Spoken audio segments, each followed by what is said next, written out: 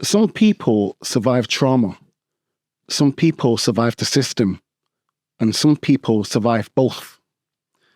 Tonight, it's not about shock value. It's about trying to figure out where this could have been stopped and trying to figure out what safeguard should have been in place. From foster care to court decisions to risk assessments to ongoing support. This is the conversation that goes far beyond one story. Welcome to the show, Stace Don. Thank you for having me. Starting off, I just want to say that I'm a father, 4 children, got 1 daughter. This story it hit me really deeply as a father. And I wanted to do you justice by doing this podcast. Before we get started, myself and Sonny got you some flowers. Probably already right. We got you some flowers and hope you... Thank you. Just always still a lot more we could do. I thank you for coming on the show and wanting to share your story with us. I feel privileged that you felt safe to come on here and do this. It's not easy to speak about the subjects and also the experience that you went through. So I appreciate you doing that. I just wish that we do you justice with this show. But today it's all about you telling your story and really spreading awareness of a big problem that we've got in society that's, I would say, is overlooked. Yeah. So I hope that from sharing your story can spread awareness and make a lot of people think and start maybe looking at how things can change in the system and things can be done differently, especially when it comes to safeguarding. And we've got water here and some sweets and just be comfortable and be yourself. Cool. How was your trip down today? Yeah, not too bad. Not too bad. Too bad. You came over in a ferry and so forth. How was the trip over? Yeah, it was all right. The ferry was rocky, winds and stuff, but yeah. Never been on a boat myself. I'm not a fan of it. Not a fan of it. Not at all. Never been a fan of the water. But starting off, Stacey, you was born in 1989 in Oldham. What do you understand about why you was removed at 18 months years old? So I had non-accidental injuries, broken legs, bite marks, bruises. Social services got involved. I had to go in hospital for a bit and then I was allowed back out and then my leg was rebroken. And then social services placed me in foster care. When did you first learn about these accidental injuries? When I was a bit older and I started being told information and reading paperwork. People just conflicted stories from each other, passing blame one to another. Never got down to the bottom of it. Don't know the truth. Don't think I ever will know the truth. But yeah.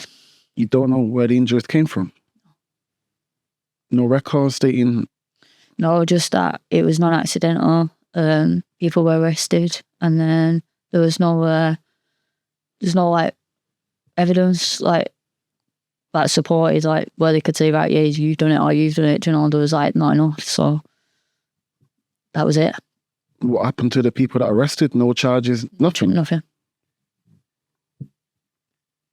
Just a few questions. Well.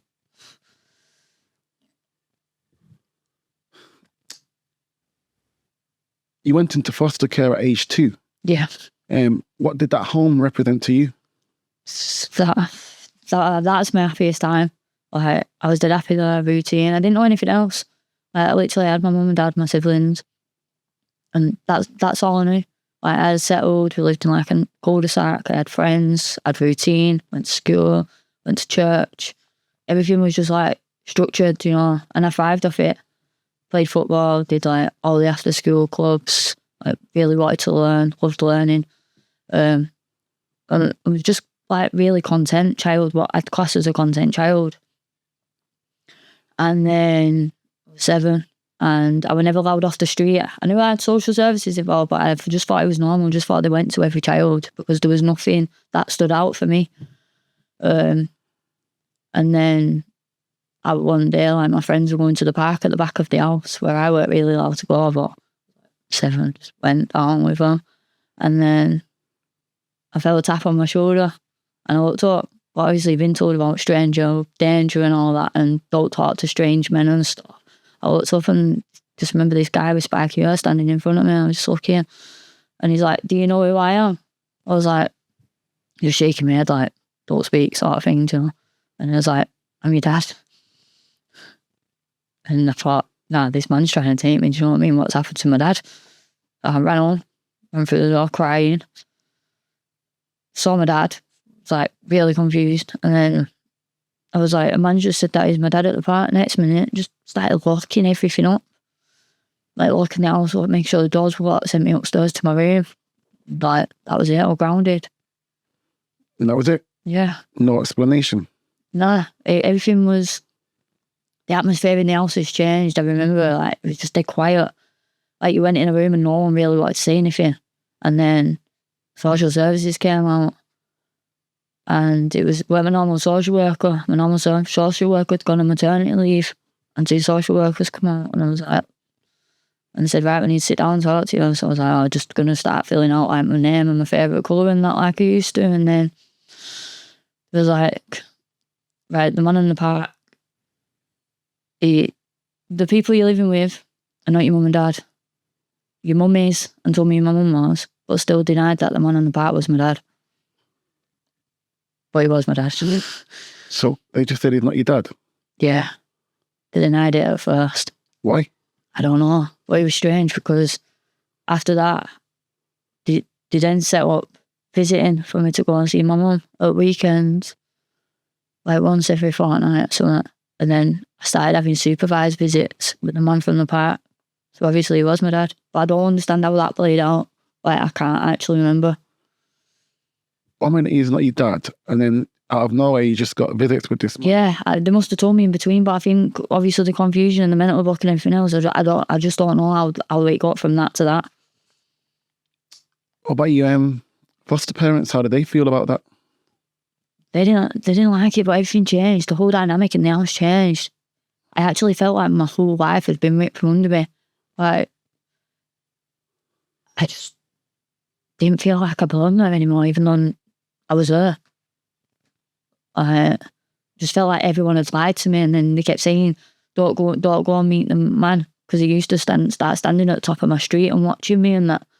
And then I'd be playing football on the school football pitch, and I'd look at the side of me and there was like a green fence railing thing, and I'd look through it and I'd just seen this guy staring at me. So he was just everywhere. And then I'd start going down to the park to meet him, because every time I went, I got sweets off it. But I did it because I was being told not to, but because he told me the truth and my foster parents had lied, it made me go towards what wasn't good for me. Do you know what I mean? But I didn't know. What about social services? Didn't they put nothing in? Was there no restrictions? Like, is just, outside the fence and at the top of the street, like? Nothing, because they weren't making contact, but apart from on the park. But apparently, I mean, going there off my own will, they can't stop him from taking my sibling to the park. So if I'm putting myself in that area, then that's on me, that's not on him. I was 7, 8. Did they never explain to you why you couldn't see him or why you wasn't with him? No. Nothing. What about your foster parents? Did they ever confront him? Nah, everyone was scared of him. Like, everyone was scared of him. When I look back, like, no, but obviously I know why, but you could just tell, like when someone's name gets mentioned, and you can just tell, that even as a kid, I could just be like, that's not right. Like, everyone was scared of him.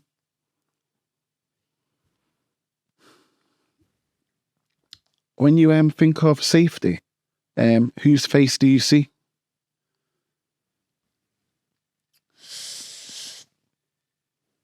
But when I was a kid, like when I think back to being a kid, or just in general. Yeah, and when you were the kid, or in general, like. My first safety is probably my foster parents, because that's where I actually felt safe. Obviously, now I'm married, like I feel safe with my wife, but yeah, I'd say my foster parents, just because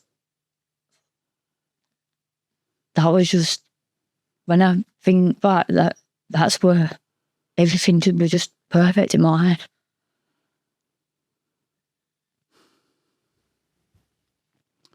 Did you feel secure in your body there?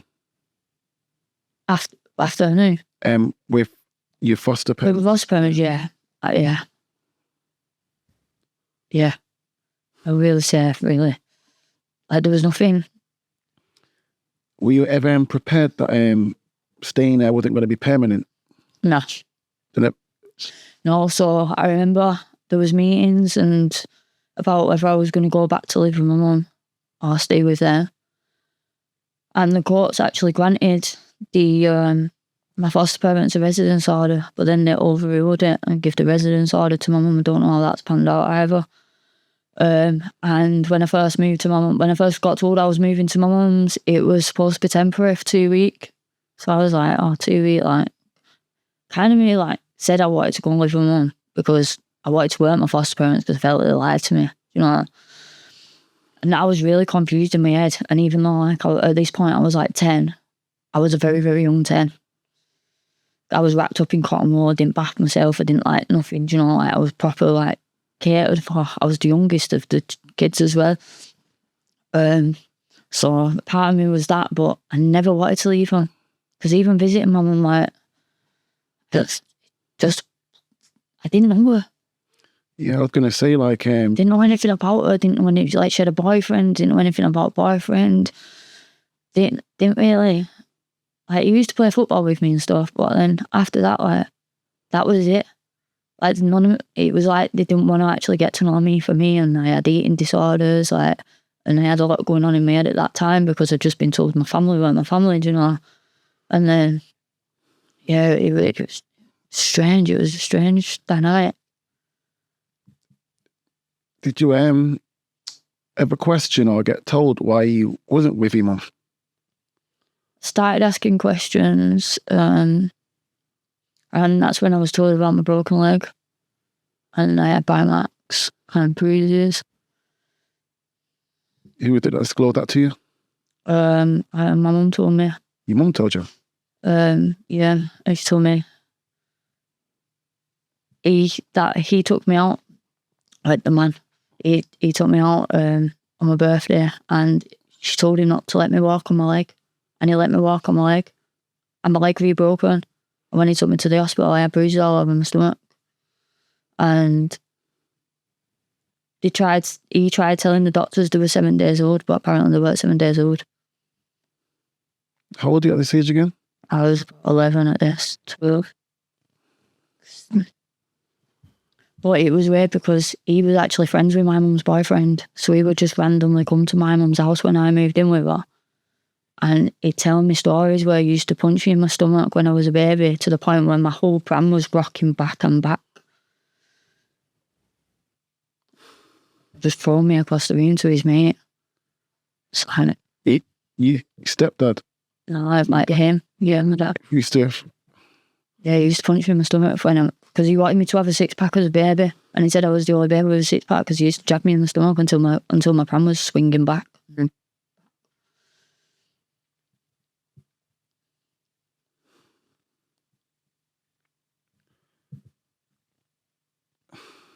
I don't know what to say to that last. And social services were aware of this as well? There was a way that he'd go around to the house, but obviously I'd been put into the care of my mum by that point. And when I first moved there, like, I was always supposed to be there for 2 weeks, and I hated it. Absolutely hated it. My stepdad was horrible. He just made me food that I didn't like, and I ended up just sat at the table for hours and hours. And then he just like, go to bed. So I just spent time in my room, but my room weren't the same. Like, everything in my foster home, everything had its own place. Like, I had all my football books, I had like all different things. And I hate change. I hate change to this day. And everywhere I try putting my stuff, just didn't feel right. It sounds stupid, but it's not. Like, it was a big thing. So I would work settling, you know. And then my stepdad would come and tell me stories about how he did other kids and put them in hospital just to scare me. And yeah.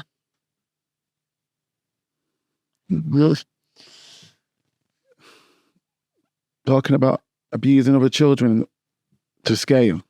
Yeah. Were social services aware of this? Yeah, I told him. I told social services that. I told him that he'd hit me with a belt. I told him he made me eat cigarettes. I told him that he used to blindfold me and have his mates there.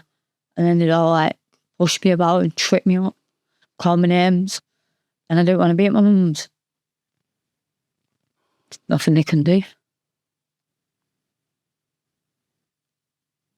He used to make you eat cigarettes. Yeah. Why? Because I was round at my friends, and if I found one in my blazer pocket and he rang my friends, they had to send me home. And when I got home, they made me eat it. And your mum was aware of that? Yeah, mum. It's hard because my mum's got her own story, and she'd not long lost a baby, very stillborn, and my mum really struggled. So I know it's easy for people to say, like, blame the mum, this, that and the other, but my mum's quite timid. She's been through a lot. I'm not saying it's right. She could have made better decisions. I think she'd say that herself, do you know? But at the time, like, he was like the one with the control, like, yeah. Was your mum a young mum? Yeah, my mum was 18 when she had me. Then she had one of my siblings when she was 21. And then she was 36 when she had the other one. He passed away. Sorry to hear. When social services told you that your life wasn't what you thought it was, did they ever treat it like grief? No.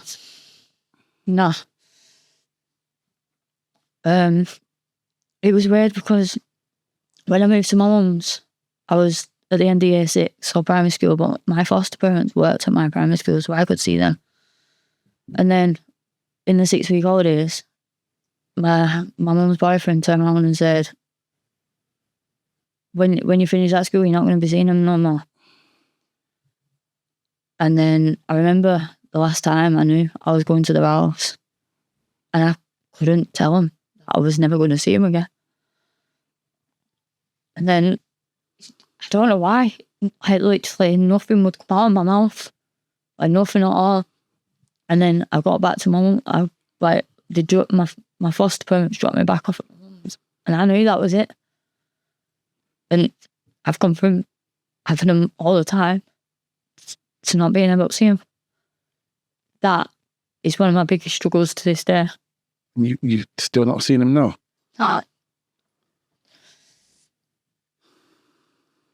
Have you ever tried to seek him out? Or? Yeah, I've tried. I used to go down to my primary school to see him there. And I used to go down, like, when I could, a couple of times. But when I went and my foster mum saw me, it was like I was a stranger to her. Like, nothing was the same.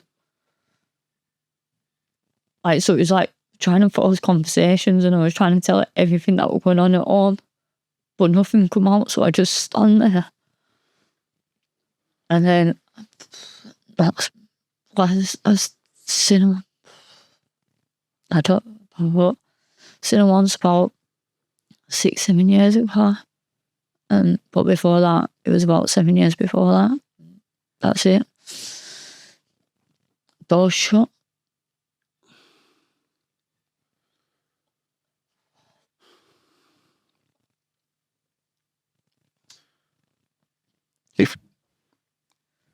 if you were removed for safety at 18 months years old, what far more safeguards should have been required before the reunification?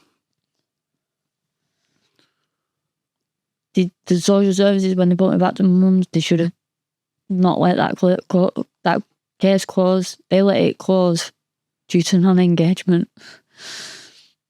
The case with the So like when I moved back to my mum's, because I was known in the system for being with my foster parents, when I moved back to my mum's, they were sending my mum letters, to come out and see me and obviously do the structured visits, what they've been doing all my life.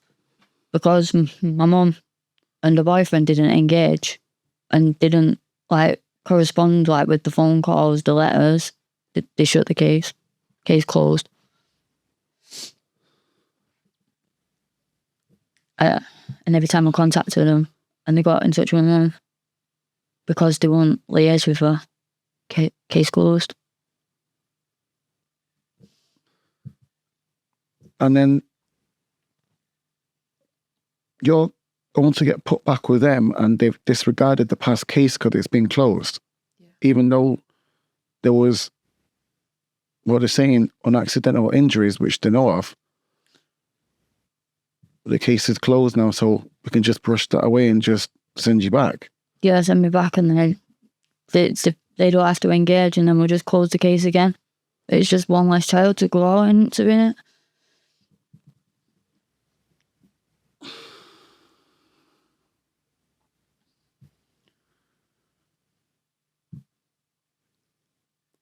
Did you have independent child advocacy during the court proceedings? No. Just nothing? Nothing. I had to go in a room. I had my mum and a boyfriend on one side and my foster parents on the other side. I was sat down and they went, "Where do you want to live?" And that is what happened. And the people who all sat there, I can't speak out because my mum's boyfriend didn't nice to me. And he every time I went to visit my mum, it was like, kids should always live with the mum, not the foster parents. You should be living at home with your mum. So it brainwashing me, but I didn't understand it was brainwashing at the time. And even though he kept telling me that, I wouldn't go to my foster parent and say, "Oh, he said this." Do you know what I mean? I don't know why I didn't. There must have been something in me where I felt I couldn't open up and tell them what I was being told. And when they used to come out, through that temporary stage, first 2 weeks, the social services come out and I used to hide under the table and not speak to her and that because they'd ask me questions in front of my mum and a partner and a kid ain't going to speak in them circumstances. Awesome, because as soon as they leave, then you've got to deal with the repercussions. Yep.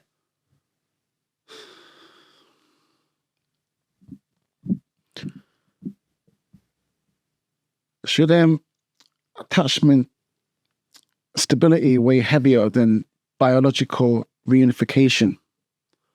What do you mean? You had an attachment with your foster parents. Yeah. Should that have been considered first rather than your biological parents? So you should be with them because you clearly wasn't safe and you wasn't happy. No. They knew within the 2 weeks of me staying on temporary, there was a massive change in the way I presented myself, my behaviour, the way I looked. I lost weight really quick because obviously I had an eating disorder and my foster parents had set menus and stuff they catered for it and they knew what I liked and didn't like and I would never have to sit at a table with a meal in front of me that I didn't like. And then all of a sudden, I'm sitting at the table 5, 6, 7 hours and then going to bed just because I won't eat these sausages or I won't eat these beans. And I physically couldn't get it down me. So I'd just be sat looking at this cold food all night. And then get to bed. And so it was just little things like that. It was they didn't want to get to know me. I know my mum probably would have done and the circumstances were difficult for her. And I do have to really reinstate she does have her own story. It's easy for me to pass blame to my mum. But if I did that, then I'd just be punishing her just as much as the other people and I'm not that. Yeah. I'm not doing that. Do you think reunification is sometimes treated as success, even when, psychological safety isn't guaranteed? To the system, yeah. Yeah, they'll see that they've just reunited the children back with the parents. Is that always the best option? There's loads of factors that they've got to take into consideration. If a child knows someone for 8 years and they've only been going on weekly or fortnightly visits for 6 months to a year, and then it's temporary, and within the 2 weeks of that move, everything changes within that child. There's clearly some root causes there that's going on, and the social services are there to notice the signs of an unhappy child. About school, did school ever report anything or notice anything? I started rebelling at school when I went in year 7 because my foster parents worked at my primary school. Everyone knew me as their daughter, So I fitted in with everyone, the teachers, everything. I was into school before everyone got there. I was at the school after everyone left there. I'd go around to all the teachers. I was a bit like teacher's pet. And then, because I moved in the end of year 6 and then went to secondary school, I wasn't my foster parents' daughter no more. My friends knew it lived with them.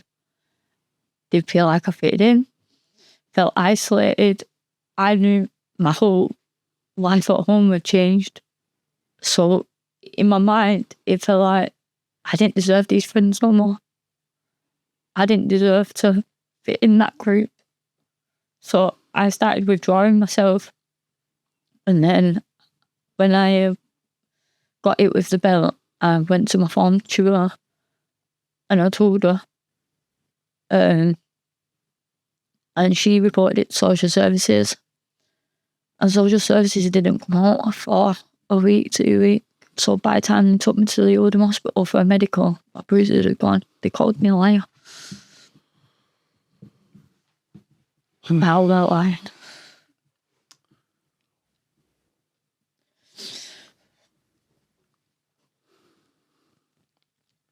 You told your teachers, did they see the markings, the bruises? Yeah. Did they not support your story? The first 2 days that I told them, they let me sit at the reception and do my work in the reception. And then because they felt like, looking back, I think they felt like they reported it, so they'd done what they could do, do you know what I mean? It was down to the social services. They didn't realise how long the social services were going to take out on this, that and the other. And then when that got closed and I got called a liar, like, how was the child supposed to speak up after that? When you got called a liar, did your school not step in and say, well, no, No, because it didn't get passed back to the school. It was just like, right, there's no marks there. There's no reason to escalate this, and that was it. Like there was nothing, no chase ups, no nothing. If you could replay the court decision now as an adult, what question do you believe should be asked? I feel like they should speak to the child without the other people there. And I feel like they should ask them different things, what makes them happy in one home, but not in front of the people, do you know what I mean? And then what makes them happy in the other home, what makes them unhappy in that home, what makes them unhappy in that home. If you get on a level with a child, they'll tell you the truth. Children don't lie. And you just spoke to these people for the first time in court, first time seeing them, and they're just asking you questions like, where do you want to go? They weren't even in a court, it was just in that setting. Like, literally the only thing I remember was settee there, and then I chose to sit next to my mum and my partner, and then he was like, where do you want to live? And everyone, all these eyes were on me, and I wanted to hurt my foster parents. You went? And I was scared. And I was scared of my mum's partner because he kept saying that I should live with my mama, do you know? So that was that. I don't even think it's anything actually come out of my mouth of which one I wanted to live with. I think it was because the settee that I chose to sit on determined my decision. I actually don't remember saying, I want to go and live there. I was trying to picture this. You just come into a room, you got your foster parents, someone's set parents in the other, and they're like, where do you want to go and live? Yeah. No conversation beforehand, no interview. Like everything was done in front of somebody. How do you, as an adult now, how do you believe that situation should be played out now? It should be all separate. Should be able to speak to a child without the, like, what's it called? Like being forced upon, knowing that they're going to think this and they're going to think this.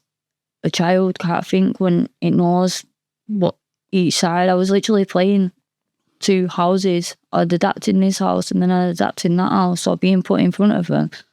I didn't know what to do. And that was just one meeting, that was it. There was not like a build up to it and so forth, and just Not that. Just one meeting one day, come into court, where do you want to live? That's it, right, bye. Yeah, I don't remember anything else. Do you feel that played a big part in, you said there was a breakdown with your relationship with your foster parents? Do you believe that played a big part, what happened that day? Yeah, I think what happened that day ruined everything. Literally ripped my life from underneath my feet.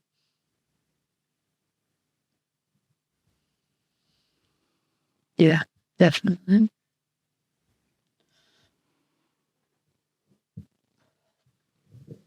Okay, do you want to have a drink or anything? Again. Or some tissue in the washrooms, because toss. Are you sure you can cut them bits out?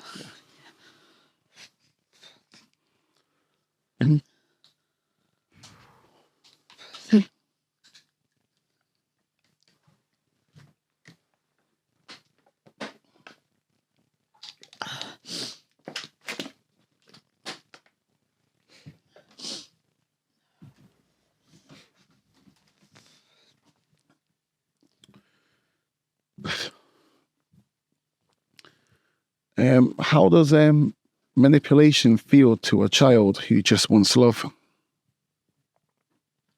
Heavy. It's very heavy. Can't think for yourself. You ain't got the mental capacity to take yourself away from what that other person wants you to do. Because you just want to do right. You just don't want to be in trouble, especially me. I don't like being in trouble. I hate it to this day. I hate thought of getting in trouble. When you say in trouble, you mean? Just like not someone tells you to do something, you don't do it. Whether you want to do it or not. It makes me feel like I'm in the wrong if I don't, because they've told me that I should do that. Where do you believe that stems from? My childhood. Anywhere particular, like? All the different homes. Apart from my foster home. Last home? Apart from my foster home. Foster home. Yeah, I don't feel like there was any manipulation in that. They literally just let me be me.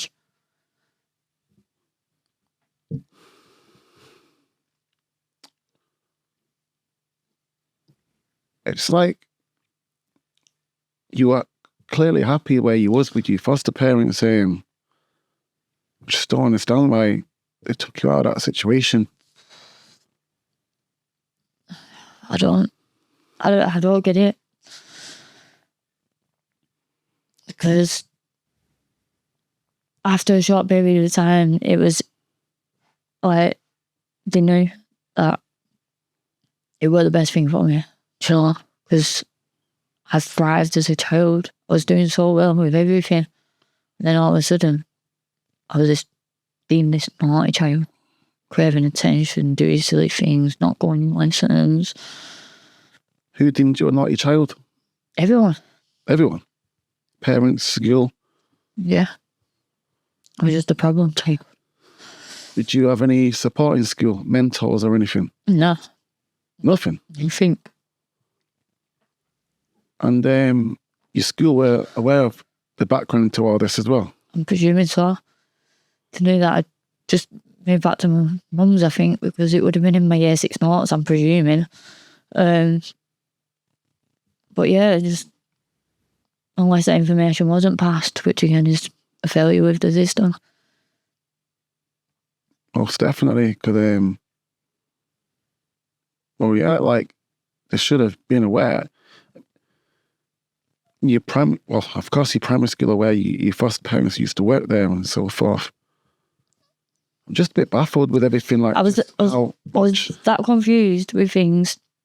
I remember I'd been meeting my foster sibling before I went to school, and my mum's partner got in touch with the man from the park, and they all wanted me to, because this was after I'd been stopped seeing my foster family, do you know what I mean? And one of my friends at school knew him, and I just got told to go to the bus station in the morning, so I went to the bus station and my foster sibling was there.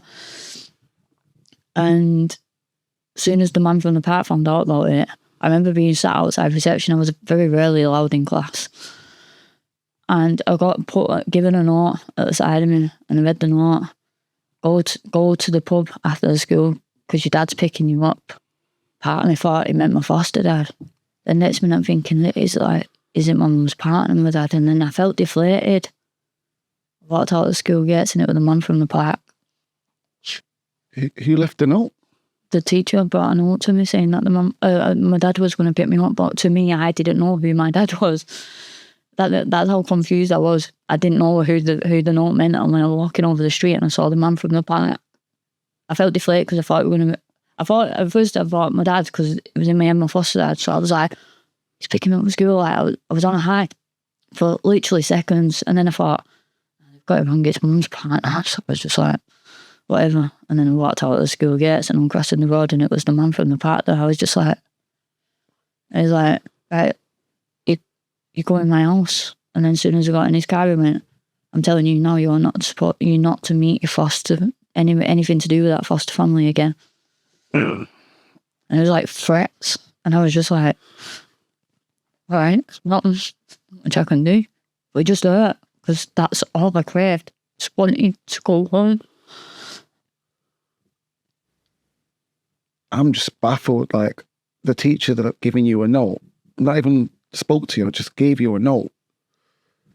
Why was he allowed access when he's clearly not allowed? I'm just baffled as to why the teacher would allow you to go after school, giving you a note to tell you that you're going with him for one, and then allowed you to go with him without even checking with your mum. Did they check with your mum and your stepdad? No, I think they thought it was my mum's partner picking me up. But that's how easy it is for things to just change. What happened from there? Because, like, did the school find out about that? I don't know. I honestly don't know. From there, I went to his house, met his new partner, and then he dropped me off at my mum's, and then I didn't see him for about 6 months. And then he walked in my house, and he was now with a woman from down the street, so he was going to be coming round there. When he's dropped off at your mum's, what did she say? Nothing. He was set up for my mum's partner at the time because they were friends. It was like they're just all intertwined with each other, and I'm just there in the middle of it all. I actually felt like a pawn in between three things for ages. When I was a kid, I used to draw a box, and I used to put my foster family on this side, the man from the park on that side, my mum partner on that side, my friends there, and I just stick myself on my own in the middle. You used to just draw that? That's what I used to draw, yeah. Just doodling? Yeah, because I just felt trapped, but where I belonged, nowhere. Did anyone ever see these pictures? Yeah. Just used to draw them and leave them out all the time because it was kind of me saying how I felt, but I don't think anyone actually understood how I was actually drawing. School? Like, did they see the pictures and stuff? Probably, because when I was in reception, I used to just draw. I used to draw it all the time because I just actually felt so lost.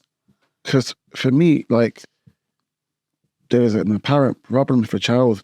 Kids like to draw to express themselves. You see it a lot in movies as well. So for me, there's clearly something, and for our teachers to not pick up on it or just disregard it baffles me. It just, honestly, it's just baffling how much you've been, say, neglected, because there's so many opportunities where there could have been an intervention, and there hasn't. Even down to the note. I don't understand the note. I really don't understand giving a child a note. Like, that note could have been anyone. That's my point. Like, I'm just baffled. Like, to me, that's a safeguarding issue. Like, that shouldn't have happened, and someone should have been pulled up for that. Like, I'm just baffled. The teacher gives you a note. Did a man come in to pick you up? Yeah. How do you know it's that? I just, unless they had a phone call and spoke to someone. But why even would you give a child a note and not pull them aside and tell them? Like, yeah.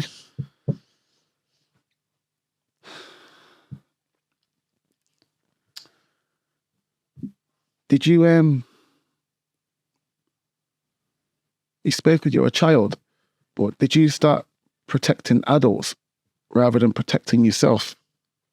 No, not no. I used to just withdraw myself from everything. I used to just go outside and play football all the time on my own. Just love being on my own in the bedroom on my own. It felt safer.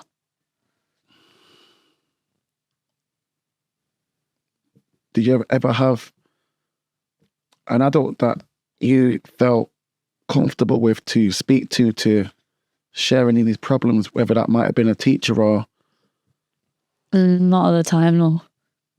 Because if I was at my mum's, they would have been my mum's friends. If I was at the man's, it was only ever his partner there or my siblings.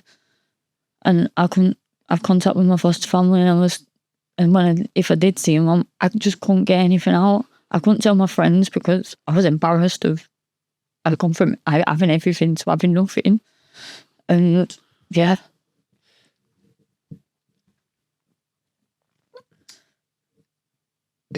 Your dad, sorry.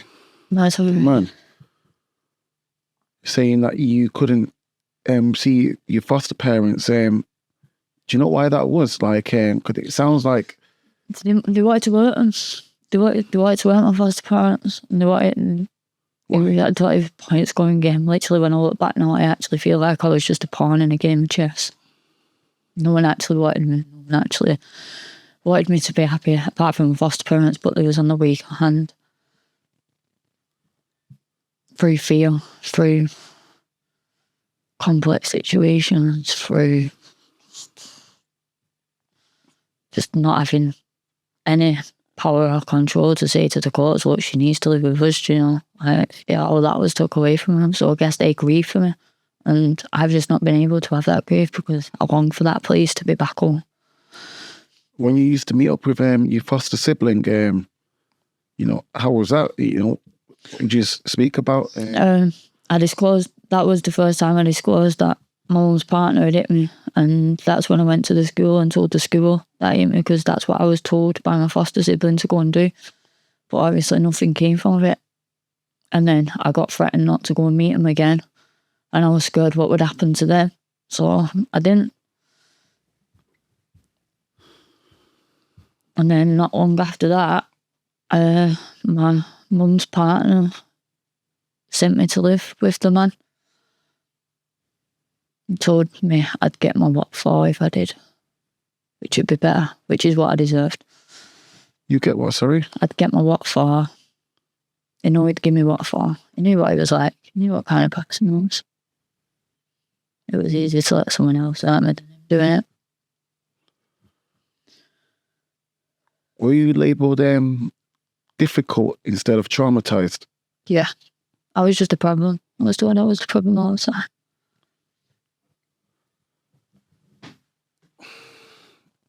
How old were you at this time? I was 12, 13 when I moved in with the lad.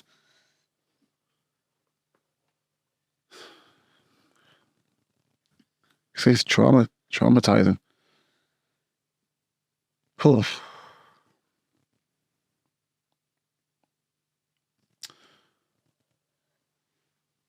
when the park incident happened, Yeah. should that have triggered a safeguarding review? Yeah. But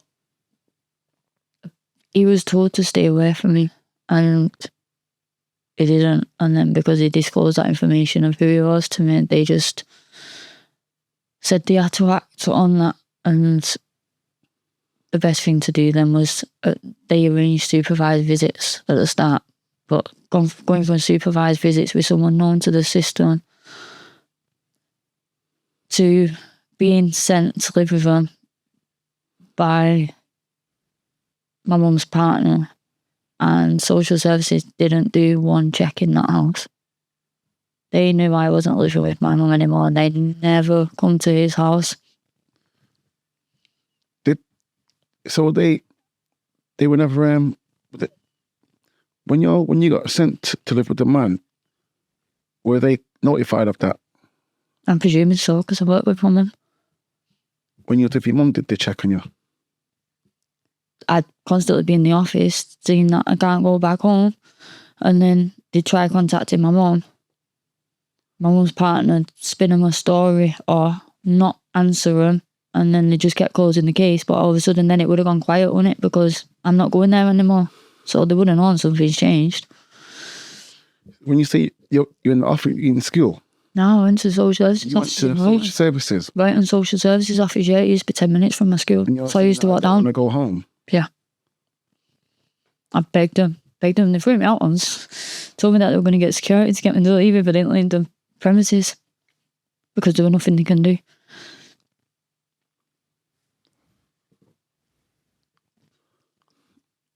So they were clearly aware? Yeah. They was clearly aware of the change in... I turned up. I didn't want to go home anymore. I'd had enough. I just wanted them to take me back home. But no matter how much went in, and no matter what I told them, they just said nothing we could do. And then I was like, but I can't go back home, so I'll just have to stay here. And they're like, well, if you don't leave, we'll have to get you escorted off the premises. I was only 12 for that, the first time that happened. It happened again when I was 14, but I lived with a man through 13 for 9 months. And then he broke my ribs. He broke your ribs? Yeah. Yeah, I lived with him for 9 months. I got to college school. I had to look after my siblings. And then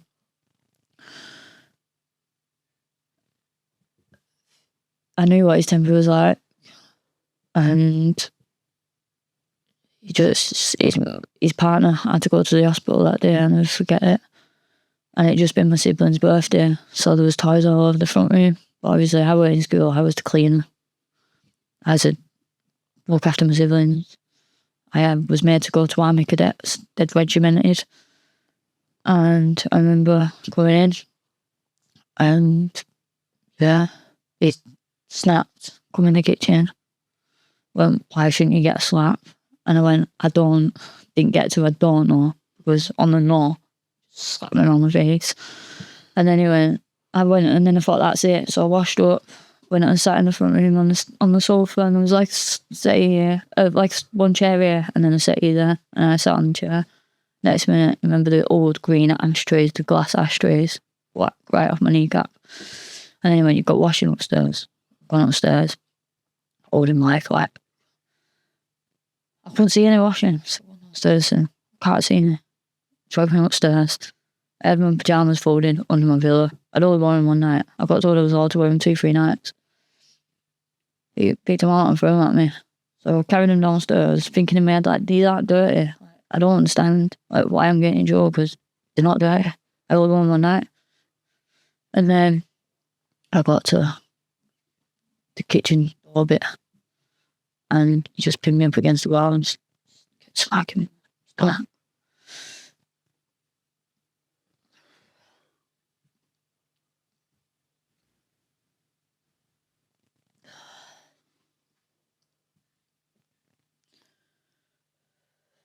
What triggered this? Temper, control. And then my mate, she rang the bell, And he told her to come in, and she came in, and obviously hell crying my eyes out. I was like trying to hold myself up, holding my side. And she's like, "You alright?" And he was just looking, and then he went, "Right, I'm going out. By the time I get back, everything in this house better be clean." But I looked at all my siblings' toys in the middle of the front room. I thought, I don't know what to do with these, because he said anything that's out of place he's going to hit me with. And I thought, I can't be hit with every single one of them toys. That's what went through my head. I rang my mum. I didn't know what else to do. And then my mum's partner come and got me. He come and got you? Yeah, he come and got me like he was like a hero, taking me out of that situation. But when I look back now, that was my what for.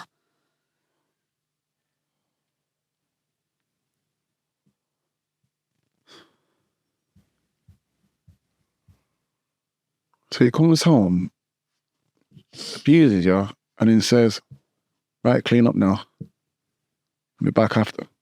Yes. Were social services ever aware of this? Yeah, I rang the police. I went to my mum's, and I had to ring the police to come out. And then the police officer come out, and I always got taught, don't grass on your family. Like, you don't snitch on your family. So when the police was actually taking a statement, and I just went, I can't do it. I just felt like I owed him some loyalty. But obviously now it's stupid, innit? But back when you're in that situation and that, I just felt like I owed him some loyalty. So I didn't press charges. This was back to my earlier question when I was saying, do you feel like you protected the adults rather than protecting yourself? And this is... Yeah, you know what? Yeah, I get what you're saying.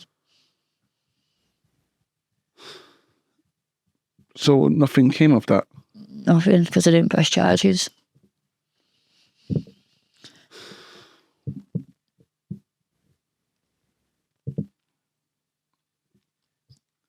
So the police just left? Yeah. No follow-up, no nothing? Just nothing, because you've been injured? Yeah, because I didn't press charges. You were a child? Yeah, it doesn't matter. I didn't want it, so they weren't forcing it. It's not that I didn't want it. I just felt like I owed some loyalty. I don't know why. I just didn't want to be anyone with a problem. You said your mum's boyfriend come and took you away, and then you've called the police after. Were they there to support that when the police came? It was in the house, but I did the interview by myself in the kitchen. How old were you at this time? 40.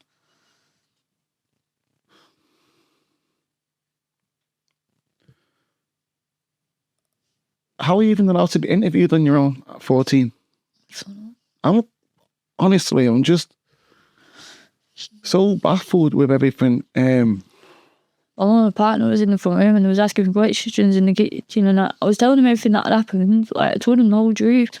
And then they went, do you want to press charges and give a statement? And something in my head was like, you can't, like, you're all loyalty. And I just went, and that was it. We went and spoke to my mum and her partner, and I never heard anything. I never heard anything after that. What did your mum and partner say? Nothing.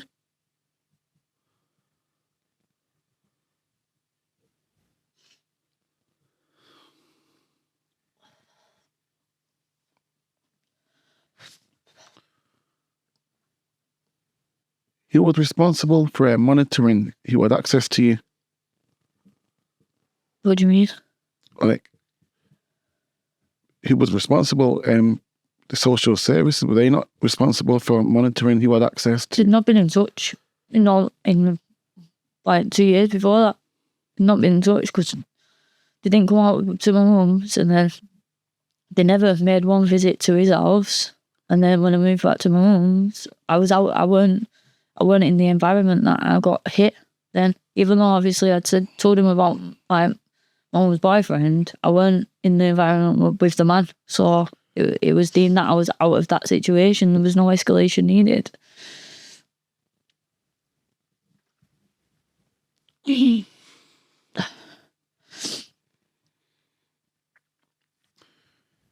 stepdad sends you to your dad's. This incident happens, then you go back and the social services say, well, you know, you're not there anymore. Yeah. What's stopping your stepdad from sending you back again? Nothing. My point, there's nothing put in place to Nothing. questions asked as to why you got sent there. When, I mean, my first question is, you fought so hard to get this child back apparent from, you know, foster parents, and then you've now just sent her away to the man, and no questions were asked about that. Nothing.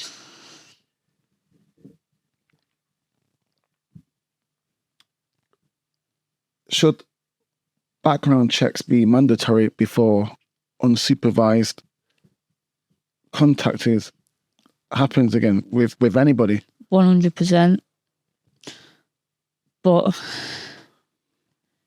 he's known to have a charge of a sexual activity with a minor back in 1989 to the social services. And with that information that they've known all these times, I only found it doing my book. I went to the courts and it's public knowledge. That's public knowledge. So the social services would have had access to that information and never checked up on me once. I didn't find that out till last year.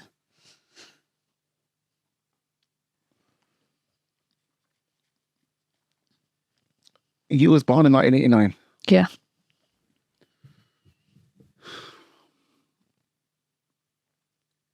Is that why he wasn't allowed supervision? He wasn't allowed contact with in your life. You didn't meet him until he turned up. He did have contact with me when I was a baby. He did? Yeah, he used to take me out. That's when my leg got rebroken, and that's when I had the bruises on my body. And when I went back to the hospital, he did have contact with me. And you're 18 months old? Yeah.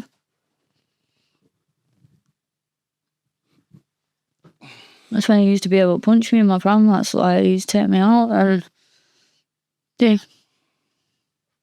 And social services never stepped in. But yet, he had a charge sheet. So what happened with this charge? I don't know.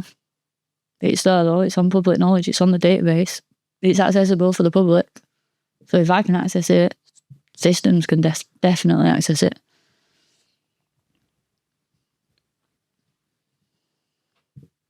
There's so many questions.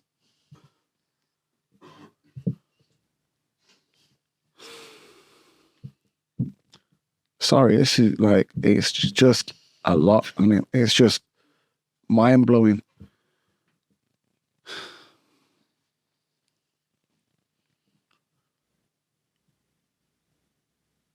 So we've done on the register. He wasn't put on the register. I don't know what I don't know what the outcome of the charge was, but it's there. The fact that with the charge that, you know, there should have been safeguarding in place, and I'm not pointing fingers at any organisation in general, but someone messed up, because I don't understand how someone can get charged with sexual conduct with a minor, get separated from their own child for injuries, and then they put them back in contact and then give them unsupervised and then allow you to live with him and no one checks. And then you call the police over an incident and it's just brushed under. I'm just baffled. Honestly, it's I'm sorry that it happened to you. But the system, in my opinion, the system failed you drastically.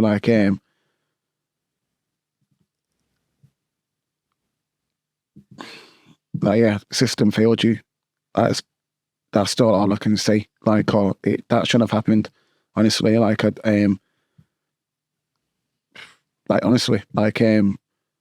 social services failed you. There is no way in this day and age, I can't see any way, shape or form where that would happen and be allowed to. The fact it happened, it just doesn't make any sense. Even a child can see that that's not right. It doesn't make any, you don't need to be, a psychologist to understand that. It's just, It's mind blowing. I'm sorry that happened to you, man. Like, the system failed you. Yeah.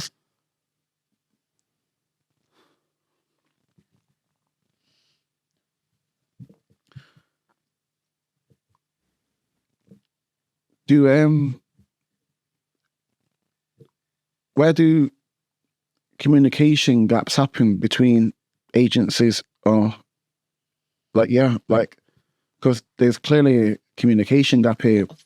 1,000,000%.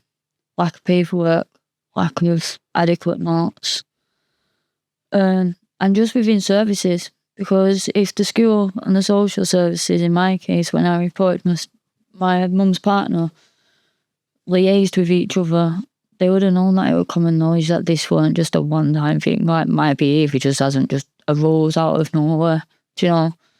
But because things kept happening, but there was no consequence to what was happening, it was just, I had to deal with it. I actually started to believe I was the problem. I actually started to believe, like, I just deserved what was coming, do you know? It actually just become in my head, because I'd lost everything, and then my mum's partner was hurting me, and then the mum was hurting me, and these was all people that was supposed to love me. So I actually believed I was lovable for a long time. I still struggle with it to this day, because there was just nothing. No one was doing anything. I just had to carry on and carry on and carry on and adapt, constantly adapt. And that's what that box for me was about. I tried putting myself in different corners of the box to be closer to certain people, and I didn't fit. Like, my circle of me didn't belong in anywhere apart from hanging in the middle away from everyone. And then when I went to that house, I adapted to that, adapted to that, adapted to that, adapted to that. And then I was back in the middle.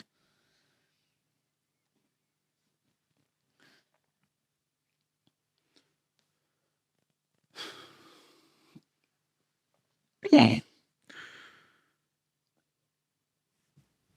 Looking back, what early intervention do you believe could have changed everything? The temporary move. It should have been a temporary move. Knowing how much everything within my characteristics, my mannerisms, the way I presented myself, how everything changed so dramatically within just a short space of time. That decision should have been overturned by everyone. It was noticeable by everyone.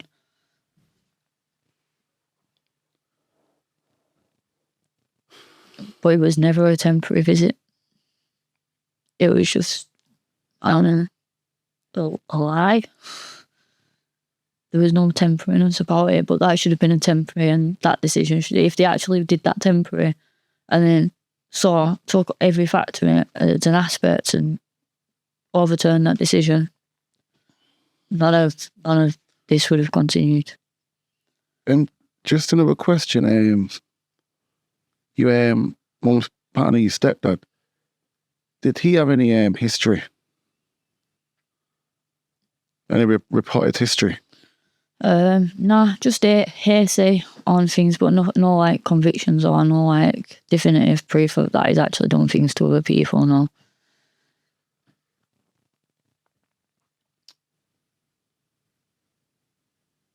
Do you believe any checks were ever done? Because, like, you think you've been labelled as like, oh, this problematic child. You've been crying out for help. You've been going to the social services and so forth. Then the situation happens with the man, and there's no one stopped to go and let's just open a file and have a look, because he's clearly got history that, you know, I'm just baffled as to, like, no checks were done, like, for child's. Even if social services didn't know that I had been sent to live with him by my mum's partner, when my address changed on the school system and I got taken out of school, because I didn't go to school for 6 months. So I just completely was in school, changed my address, then removed from the school for a whole 6 months.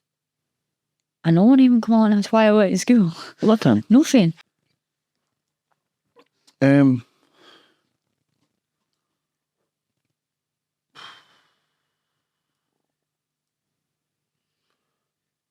So you moved address. You didn't go to school for 6 months. Didn't go to school, took out of school. Took out. I started going to school when I first moved in. And then I just weren't allowed to go to school anymore. I was told about going to school. I had to take my sibling to school, and I had to clean the house. I had to do the ironing. What? I had to do the back garden.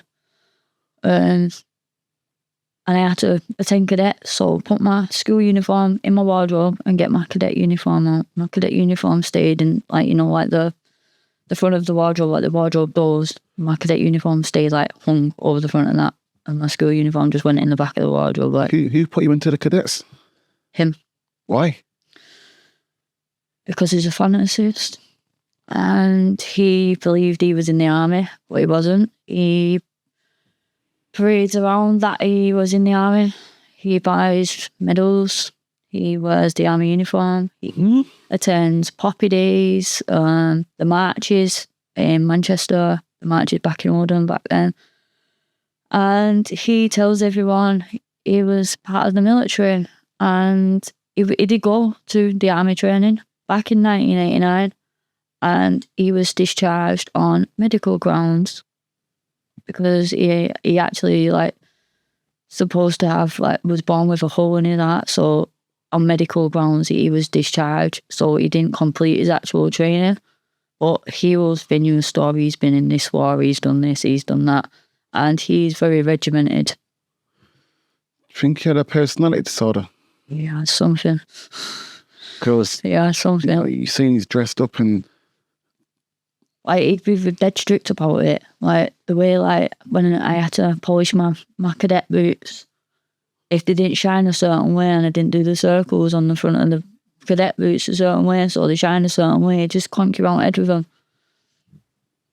If my creases in my pants were ironed to perfection, it'd make him redo it. Eat around the head with them.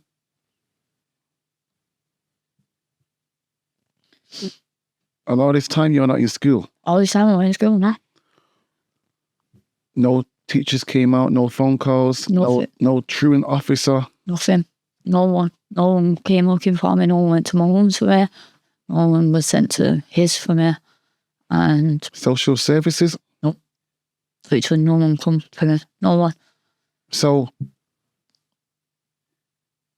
sad to say, but potentially you could have been dead and no one would have batted the eyelid with no one's checking anything.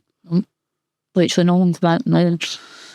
And then when I moved back to my mum's, after he gave me broken ribs, my mum sent me straight back in school, and I had to try and fit in the school straight away, even though I didn't fit in before.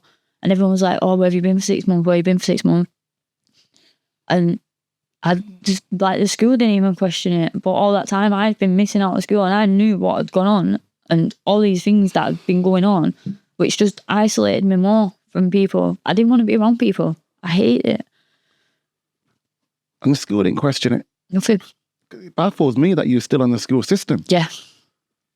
Yeah, literally nothing. I just went to farmers normal, and it was like I was never missing, but all that time I knew I was missing because I was out for literally 6 months. I moved in January, and October, I'd say about the October the 16th, I was out of there. So it's like, about 6 months, I think. So when you came back, the teachers didn't say, "Oh, hi, where have you been, Stacey?" No.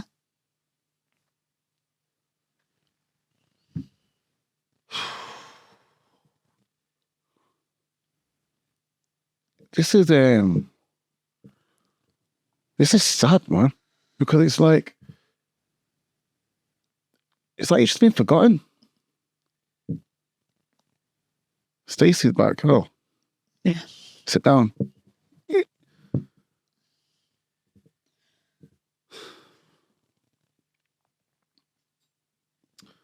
So we're speaking. When you went to live with the man. When did you specifically find out he had prior convictions? But until after.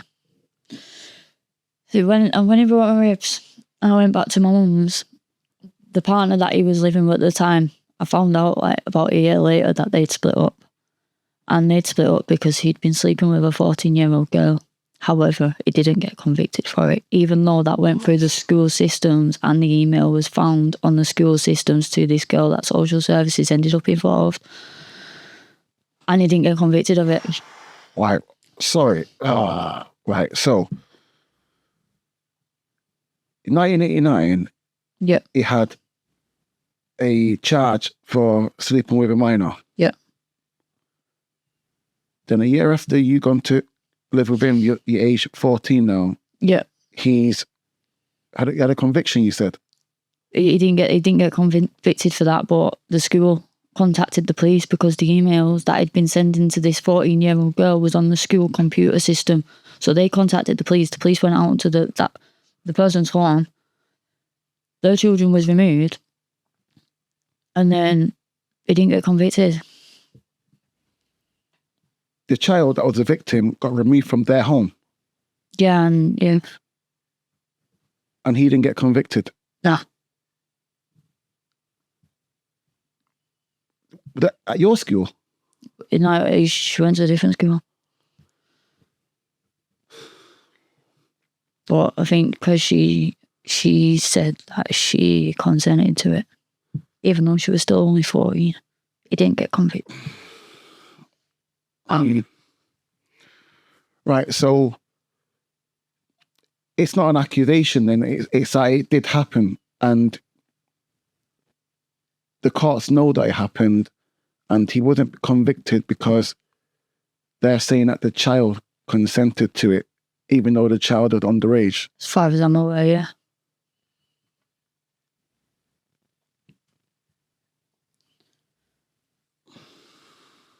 And he'd had previous. Yes.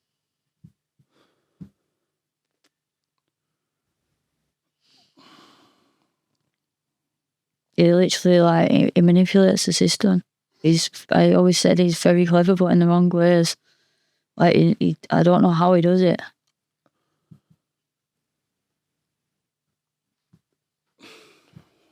Gosh, I have to be careful with what I say, but you word it that he manipulates the system. Yeah. It might look that way to you, but to me, the way I see it is that the system is broken because you've got a man that's had, a charge 14 years earlier, 14 years later, he's abused a child and the system's let him get away with it. Again. Because, and the blame gets put onto the innocent child.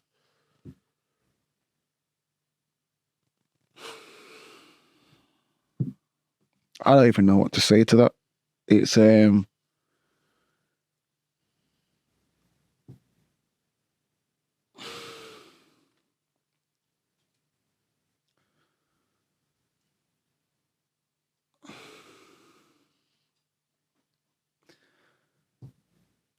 system is broken. It's clearly there's a lot of faults in it, and it's very weak. The system's very weak. There's something wrong with the system.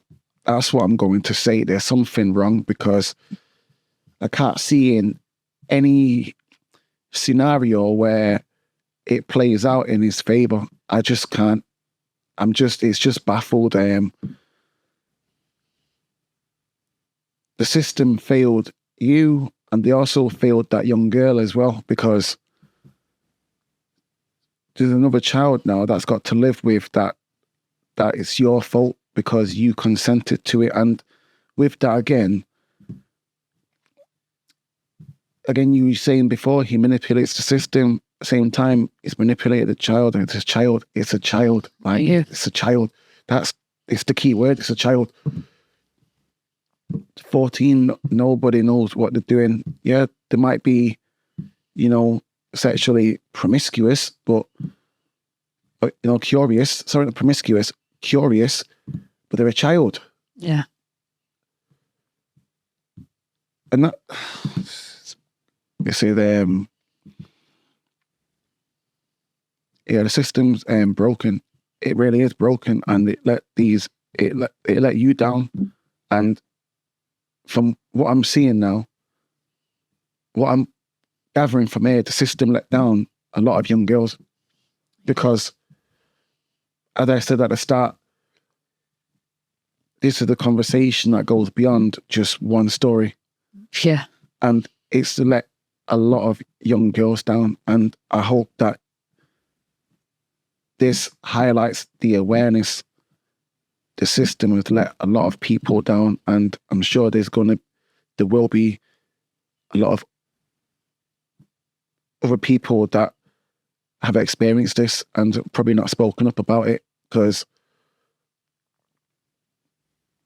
and this is why, like, the blame's getting passed onto young girls. It's disgusting. It really is disgusting. Like, that's honestly, like, there's so many fingers that can be pointed at so many places, but not at these young girls. And it seems like the fingers are being pointed at these. How do the parents feel? Like,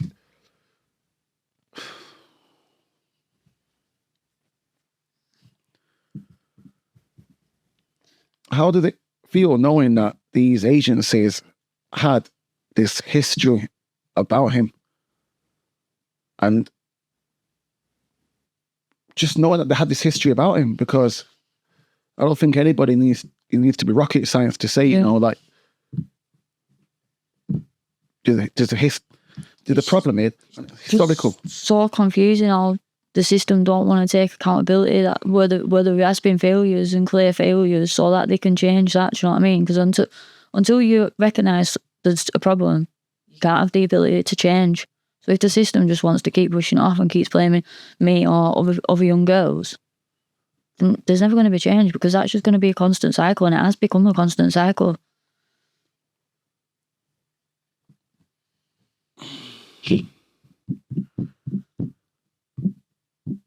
Did you ever get any counselling or anything put in place from any of these agencies? No. Nothing? Nothing. First time in counselling, I referred myself to it when I was 16. I'd started college. I was actually living with the man's partner. When I lived with him and his partner, they split up. I ended up moving in with her from my mum's. And it was quite settled there, and it gave me a little bit of a glimpse of how life was back in my foster home. And I actually wanted to do well. I actually felt like I was making someone proud, like someone could see that good in me again, And I worked scared to go on. And I was doing well in college and whatnot. What was I saying? That is fine. And I can't remember what I was saying. You went to live with your stepmom, well, not your stepmom. His ex-partner. Yeah. When you turned, you said 16. 16, yeah. And I started going to college and that, and then I actually started like wanting to do well again.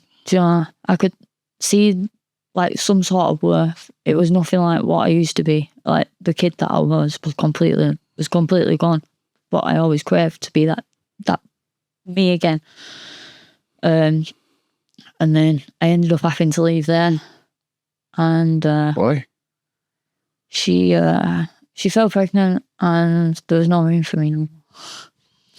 So I had to leave then, go back to my mum's, and then before I moved in, I was just running away all the time. I didn't belong anywhere. I didn't want to be anywhere. Just sleeping out on the street, sleeping out at anyone's house that I could find. And then obviously I moved there. I had a bit of stability and that. And then when I had to move back out, I moved back to my mum's. And then I ended up just staying with a friend for a little while. And then I went back to my mum's. But when I was staying at the friend's, I got a phone call off the man saying that I'd been passed my number from his mum, which was my nana, and he'd done anger management. He'd changed. He doesn't hit my siblings anymore. He's married. And would I like to go and spend Christmas with them? So, this is after he sexually abused a 14-year-old and got away with it.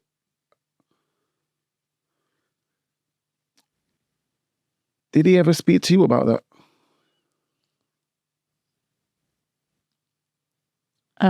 No. No. It's never been a conversation or anything. No. When I went down, I naively agreed to go down for 2 weeks because I didn't have nowhere really to spend Christmas. Didn't really getting on with my mum. Started having a lot of anger. I was drinking, and even though I was like, I'd still go to college. I still wanted to do well, but my head was a mess. Do you know? And that's when I got counselling. Like when I was in college, I started doing counselling at 16, and then I agreed to go down to Essex for 2 weeks over Christmas. Where we lived? Yeah. I thought 2 weeks. Like, if he hurts me, I'll come back. Do you know? Like, I've got my ticket here. I can get back. So I travelled down. So you had that fear even beforehand that he might hit me still, even though. Oh yeah. But I just thought like, if he has done it, because he acknowledged that he'd done anger management and stuff, I think I kind of wanted to believe that he had changed.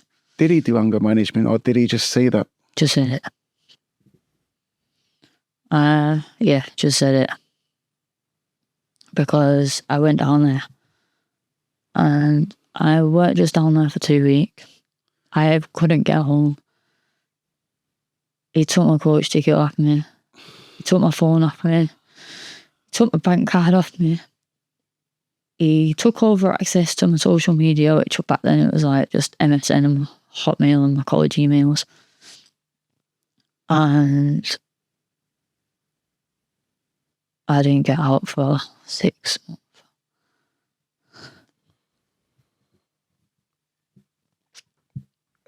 So he kidnapped you? Pretty much. Because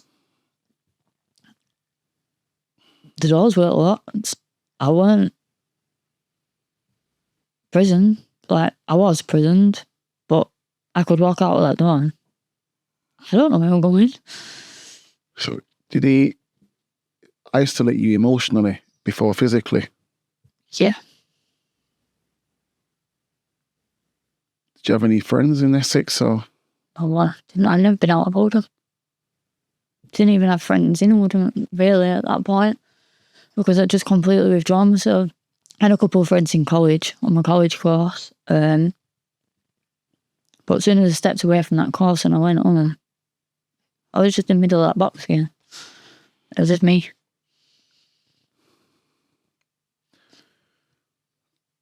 Did you ever think that you might not get out alive? Yeah. I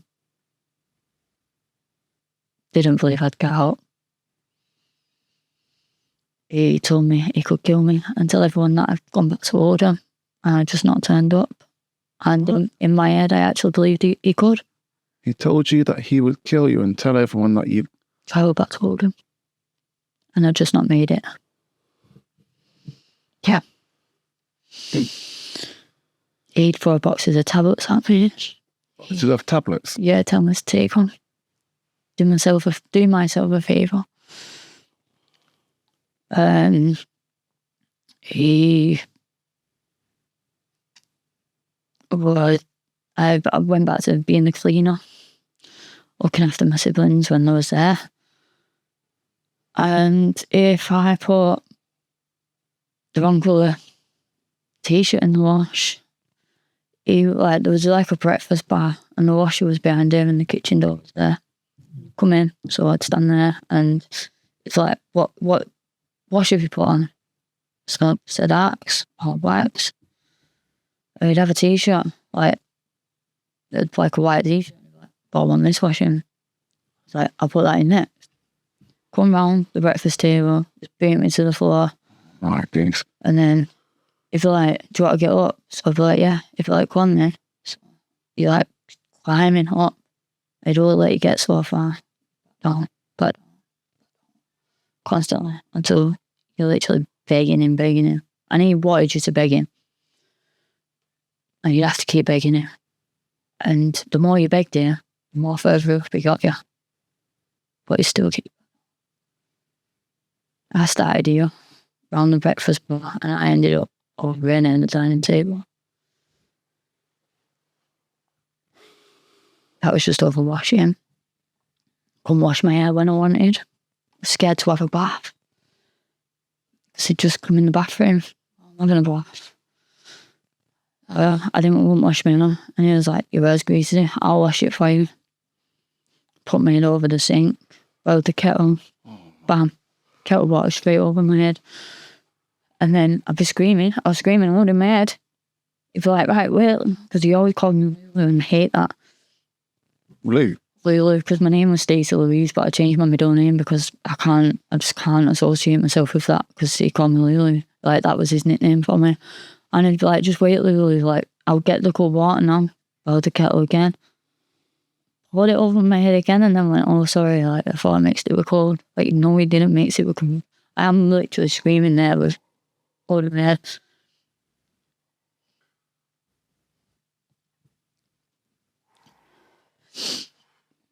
I'd be in bed, just go to bed, like, and I'd wake up on the floor. He'd just tip my bed up at 6 o'clock in the morning, get up.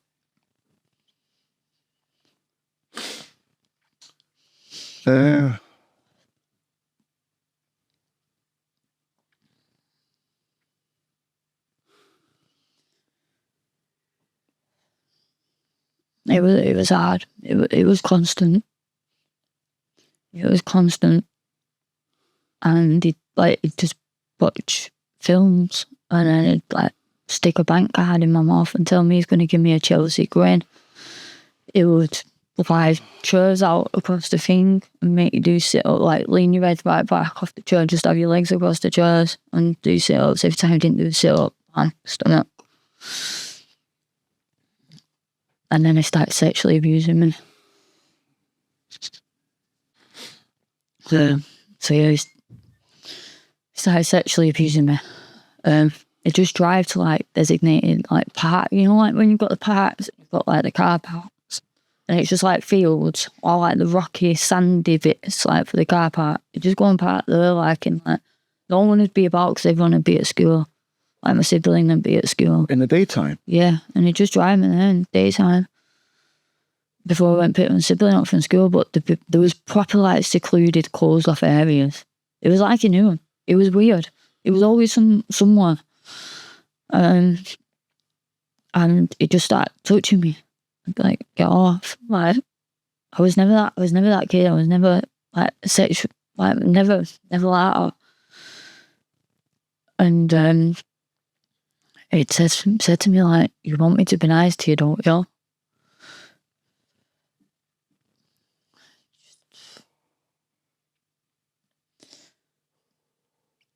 I remember before that he started typing on the computer and he went, I wrote you an email. So I sat down and he told me that he like fancied me. My head was messed up because I knew I had to be good at what I wrote back. He sent you an email? Yeah, but it weren't like sent, but like, you know, like when you type an email out, and then left it on the screen for me to reply under that. And he told me he fancied me, and I thought, it made me feel sick. And I was like, how do I respond to that? And he'd stand behind my chair watching me write, so I was careful what I'd write. And I just put, you're my dad, do you know? And I like girls. That's what I put. And then he sat back down on the computer and he deleted what I wrote and he put, "But I didn't bring you up, so no one would know. We can have our own little family." And in my head, I knew it was messed up.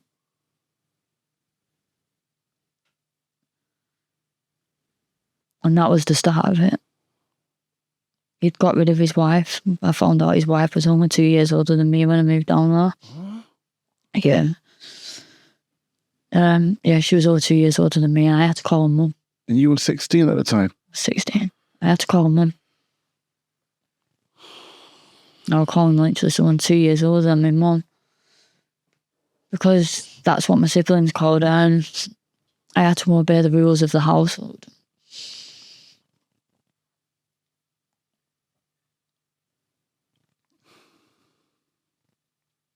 This is a lot, man. It was hard. Sorry you had to go through this, man. I'm just saying, like, I wish I could have just took you out of that situation.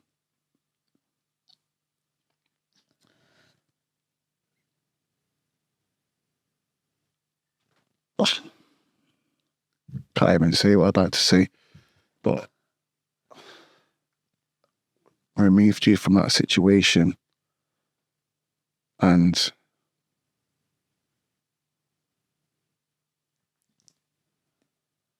yeah, dealt with him. Like, this is,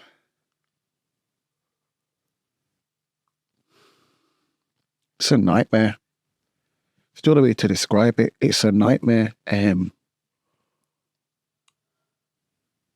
just sat here and it's making my blood boil. Like, the thought of it, like this animal, like, I don't even know the worst. Like, I've never called him an animal before, but this is,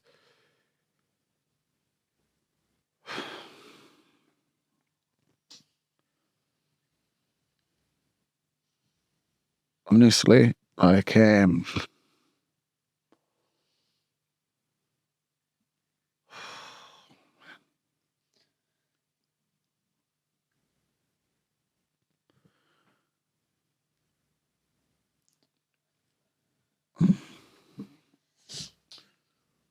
wish I could have been there to protect you. I really do. Like, oh, I wish there was someone that could have, like, this is a nightmare, Stacey. I'm sorry. Honestly, like, I am mortified, and I commend you for being so strong to sit here and tell the story. To get where you are now in life, you have come so far. You are a warrior princess. Like, honestly, your only way to describe you is a warrior princess.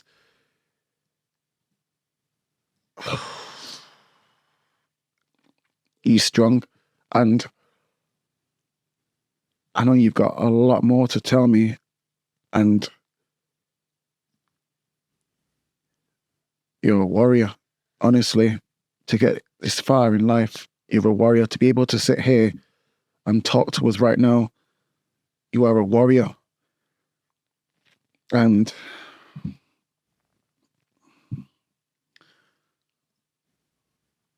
oh man, if I was to ever meet this person, wow, wow. Honestly, Stacey, you're a warrior, and I can't really say enough, but I am just raging for you right now. Like, oh, honestly, like, no child should have to go through that. No woman should have to go through that, never mind a child.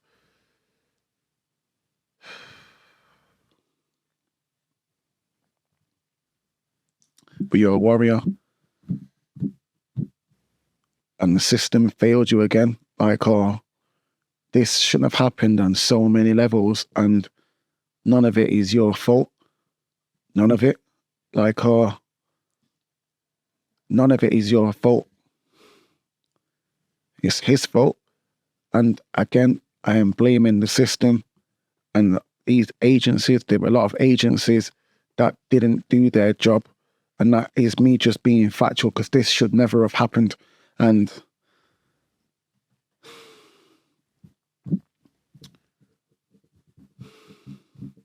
commend you for coming here. I do. And to be able to get this far. Are you okay to carry on? Yeah, yes.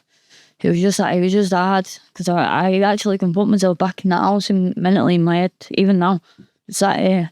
And I remember just thinking, I want to do college and I want to do well in life and I want to achieve and be loved, because I had it. I knew what I was missing. Do you know what I mean? It's not like I never had it. I had everything and I knew what I wanted.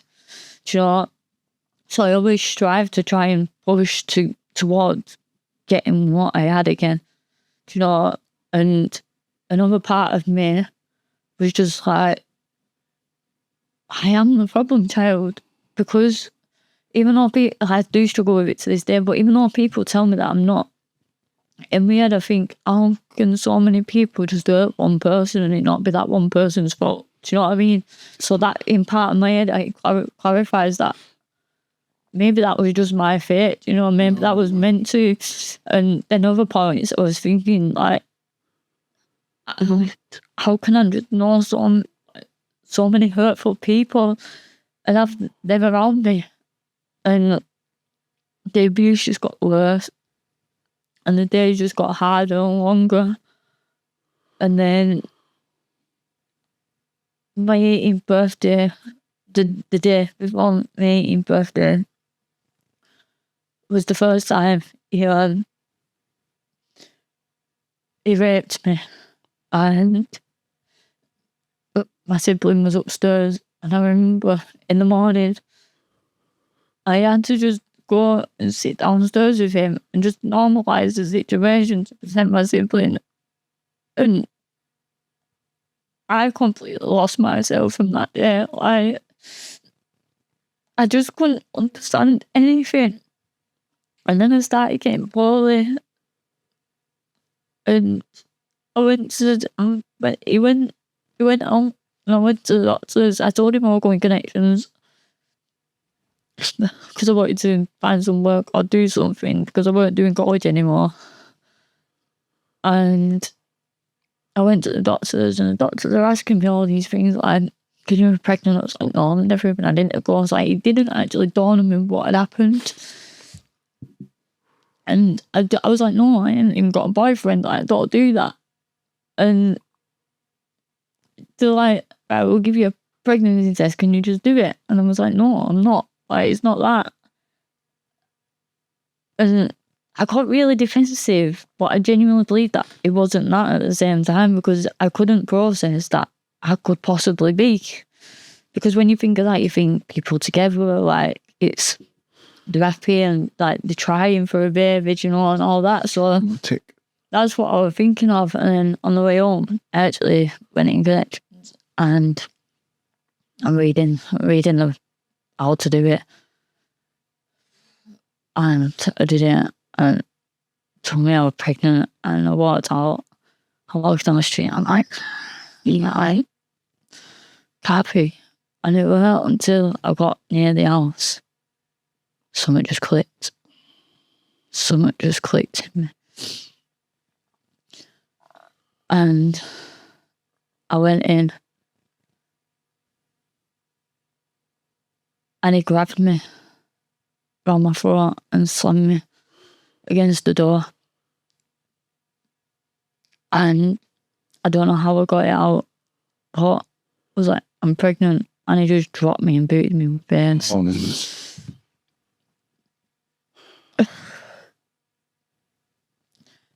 I remember the next day, he went back out and I used a phone that I knew he had, and I rang the police. And I didn't tell him anything apart from that he strangled me. And I went and met a police officer, and they had finger marks on my neck. They took pictures of the finger marks on my neck. And the police officer wanted to come to my house and speak to him. I said, no, you can't, because you're going to leave there. I ain't getting out alive.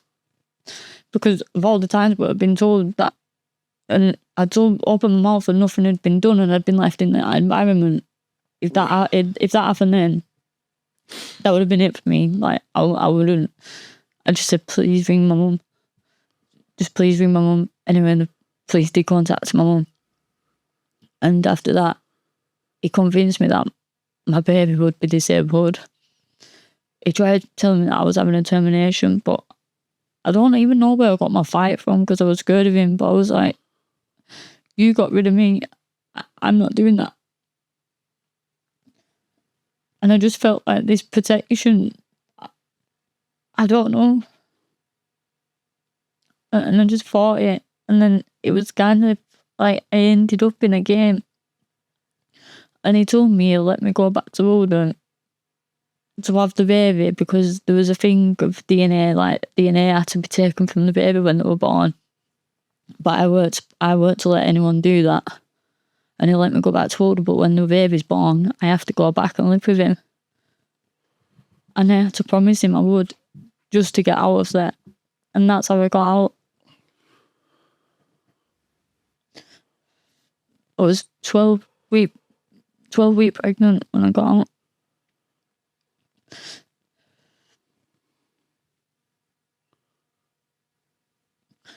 What did?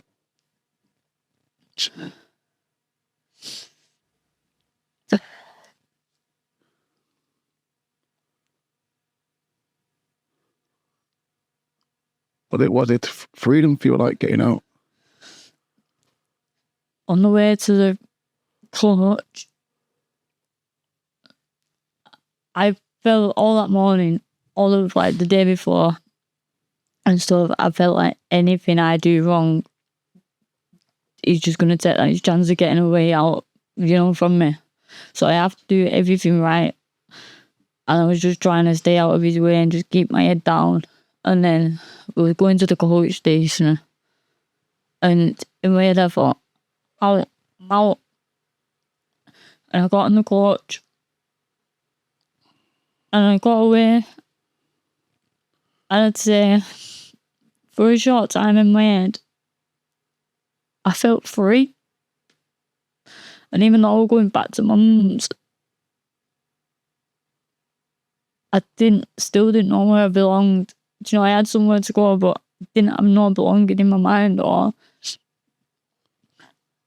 And then I got off the coach, and it was literally like I walked off the coach steps and credits of a film had rolled just behind me. Because now I had to be a mum. I had no transition, no understanding, no belonging. Literally nothing had gone from that to that. And I was on my own because I was given a story that I had to stick to. And if I didn't stick to it, it was going to kill me and my baby.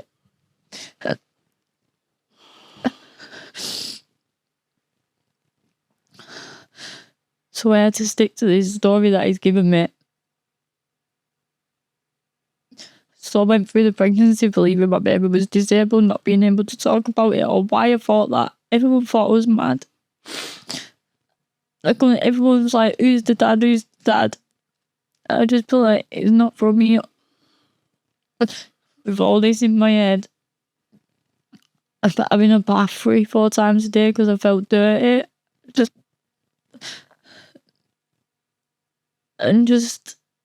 so confused.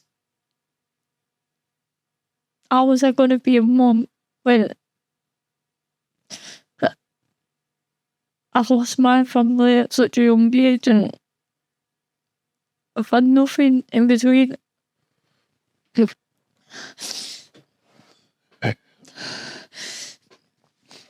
Nice.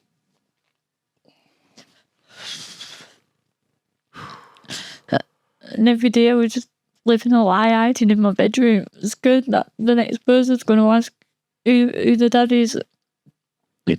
Scared that I'm going to slip up and say something and we're both going to die.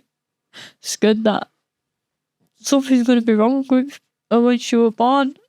Like, I had to go through that on my own because there's no way I could speak to nobody. Because if I did, the consequences was real.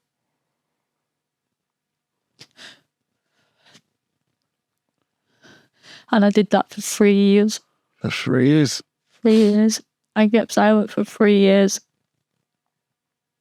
And I was grumbling and grumbling. I didn't know what PTSD was. I didn't know what anxiety was.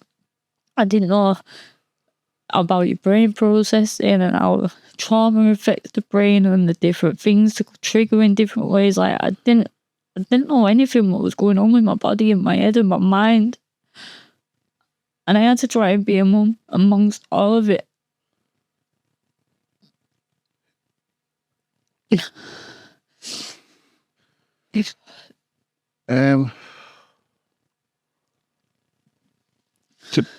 Did anyone support you through the pregnancy? My mum. Your mum?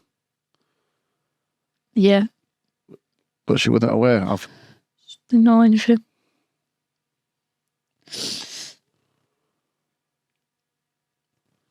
Was your stepdad still around at that time as well? Vaguely. Vaguely. Did he have any idea about it? No. No, I got told that I was to stick to... I met a guy at the air show that had a motorbike, and England was playing on the telly when he was giving me this story, and Scott Carson was in net, and John Terry was in defence, and the baby's dad was called John Carson, and I'll never forget it. And that's what I had to stick to. And I did. I did for 3 years, but in that 3 years, what that did to my mind and the way it damaged me and the way it took so much from me because I couldn't enjoy my scans. I couldn't really enjoy being a mum because I didn't feel worthy of it. Yeah.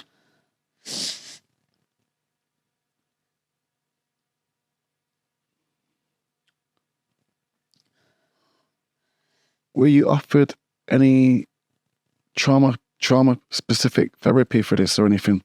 No.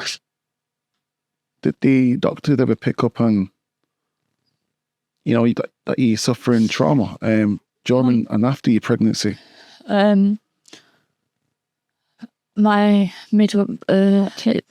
health visitor. I was living at my mum's when my daughter was first born. And I think she would have been about 6 months old. I won't let anyone touch her. Would not let anyone touch her apart from my mum because I couldn't bath her. Because bathing her, I felt like I was abusing her. I don't want to abuse her. So I couldn't bath her. And by my mum, no, I won't really let anyone near her.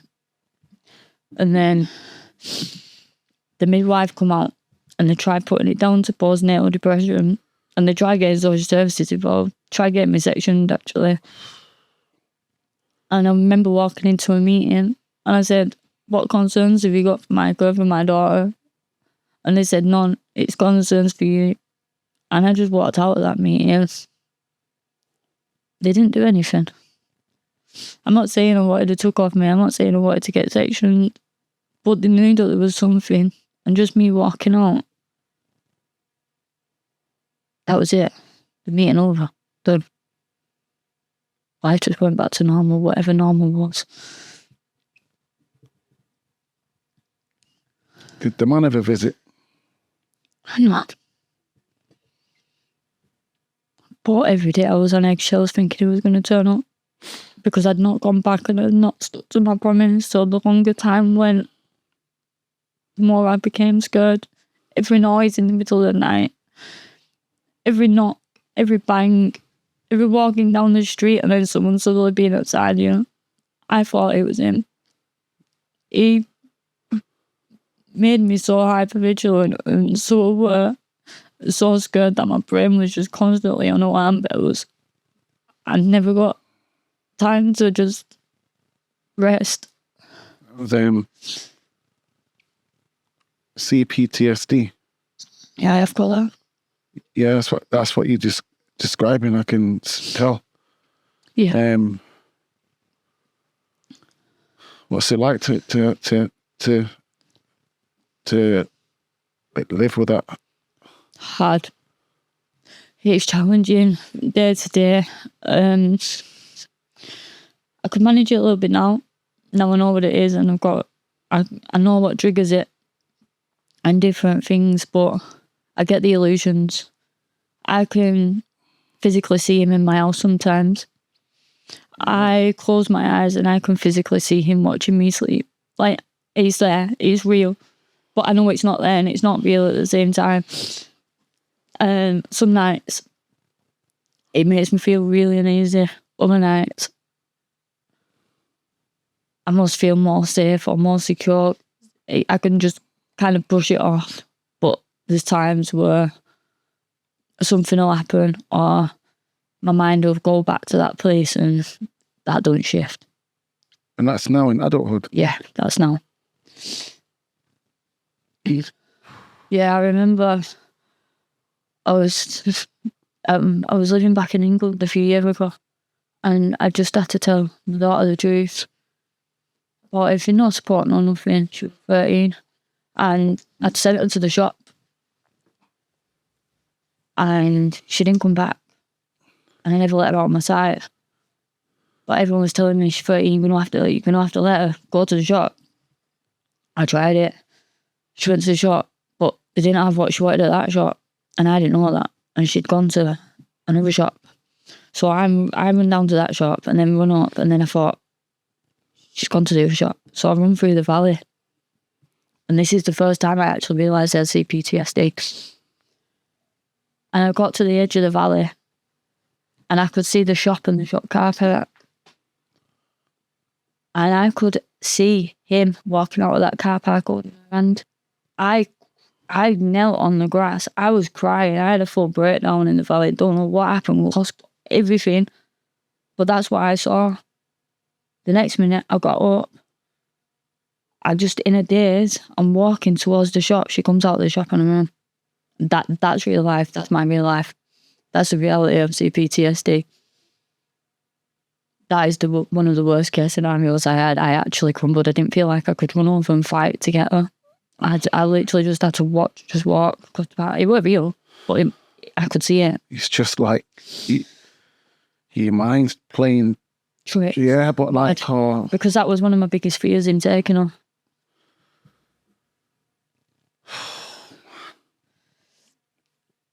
At this time, are people aware of? Yeah, so when my daughter was 3,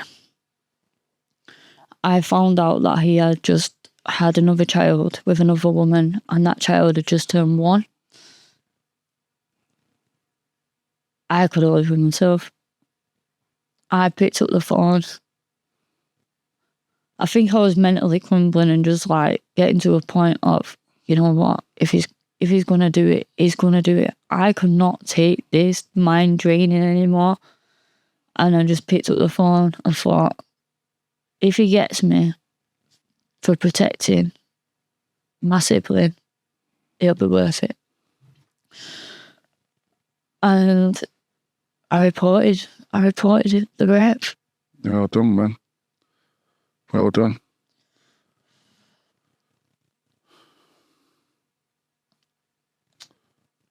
What happened after that?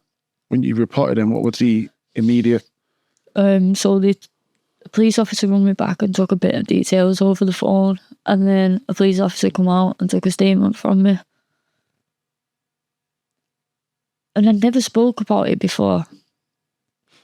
And all of a sudden, like, just speaking and being able to tell someone, I could just feel weight lifting off me because I've just been suppressed for so long. Yes.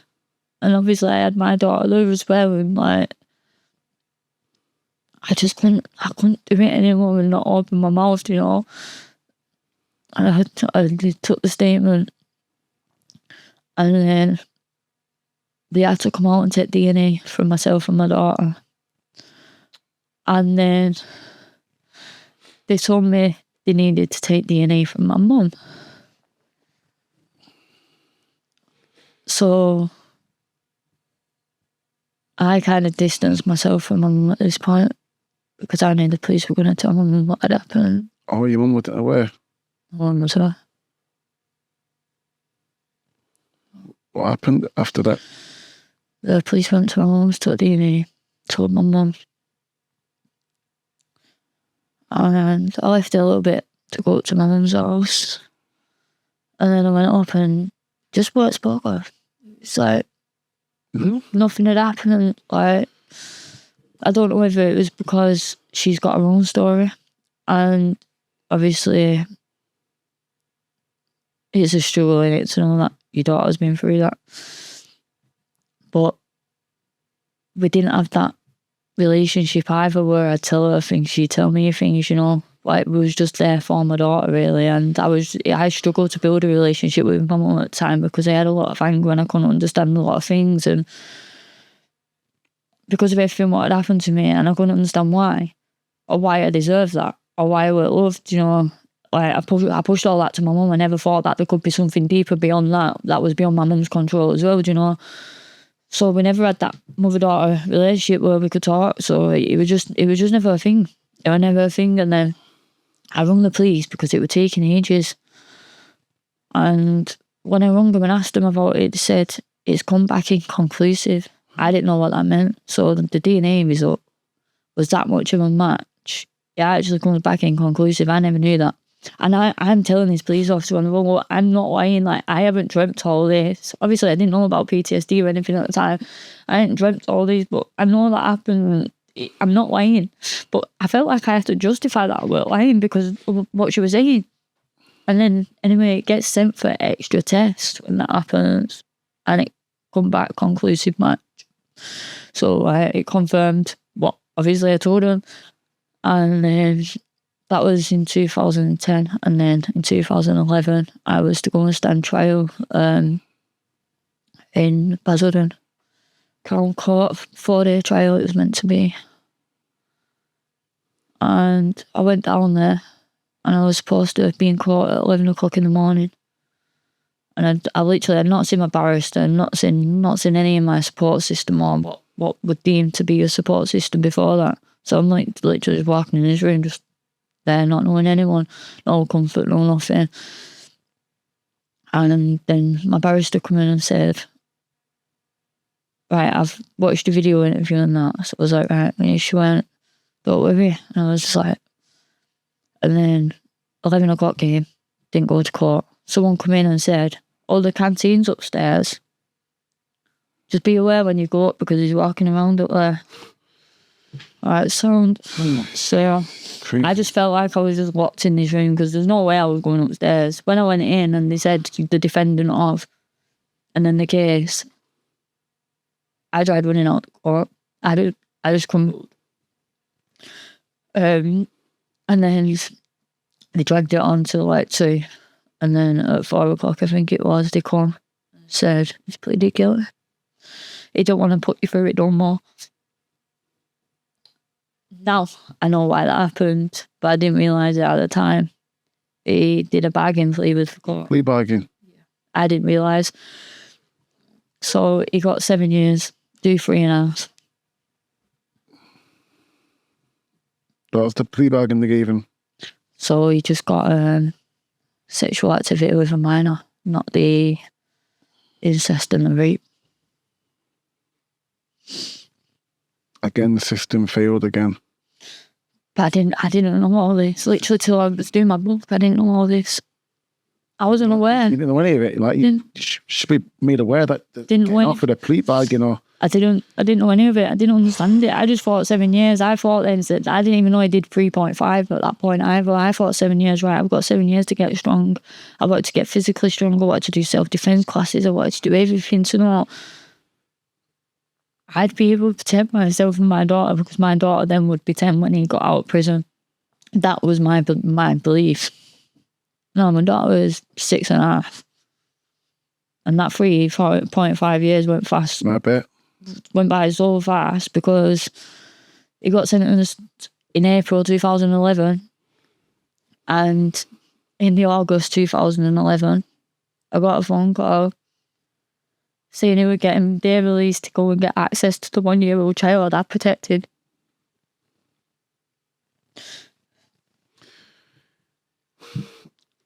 Just honestly, I'm like, and then because of his frame of mind and things that he told me if he ever spoke out, he'd kill me. And that. A couple of months later, I was in a relationship, but it wasn't the best, and they brought bailiffs to my house, even though they weren't registered as living at my house. So the man who was claiming to be a bailiff, I didn't believe he was a bailiff because he worked there for me. He weren't my debt.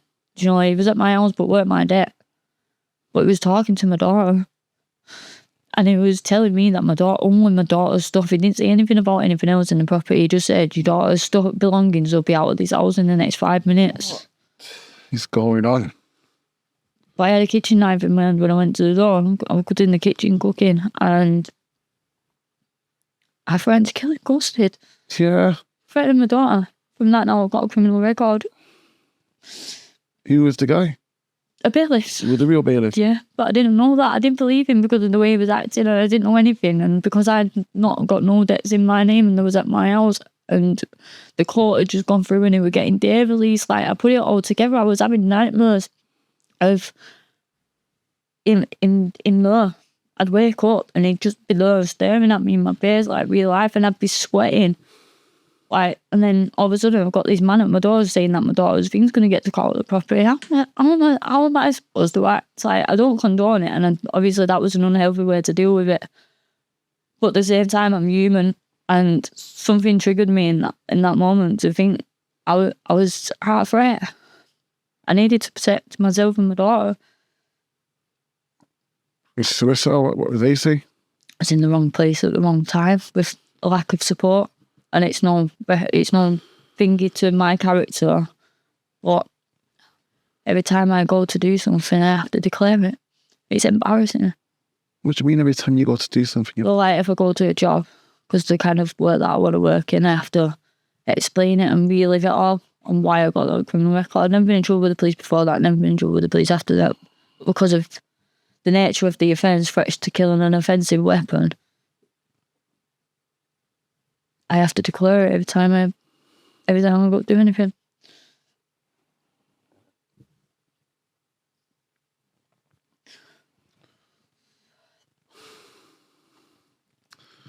When offenders get granted release, should victims automatically be consulted?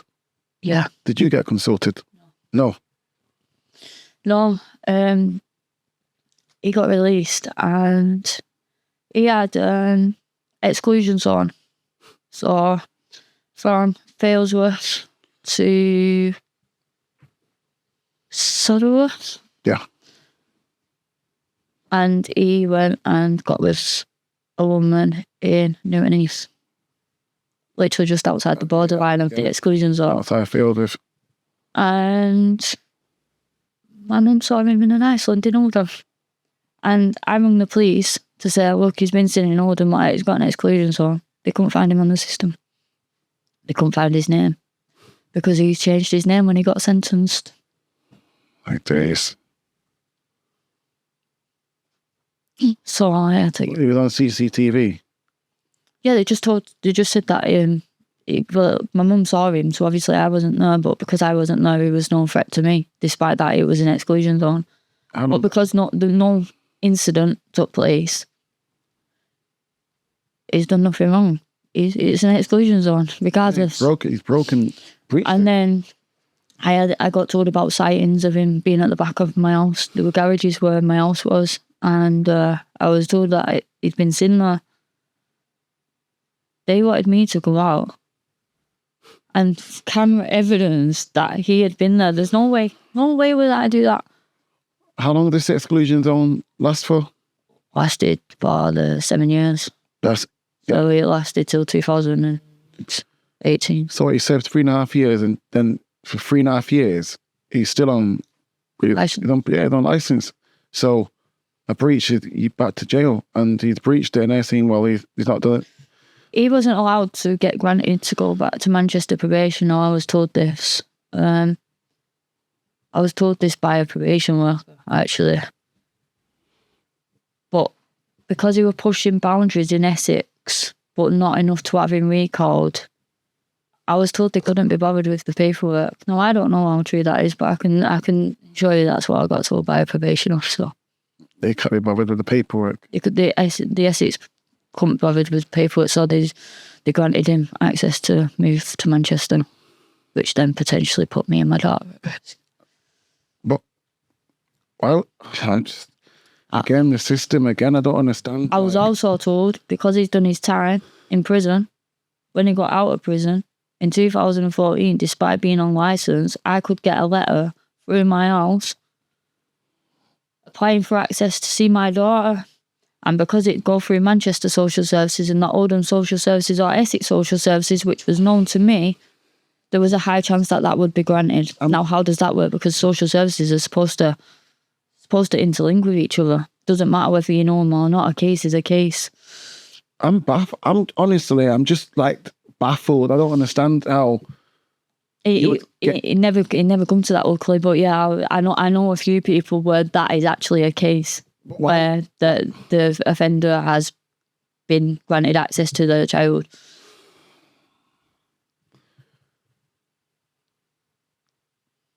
I'm just like, this is all baffling for me. Like, it's making anybody like any faith in the system, because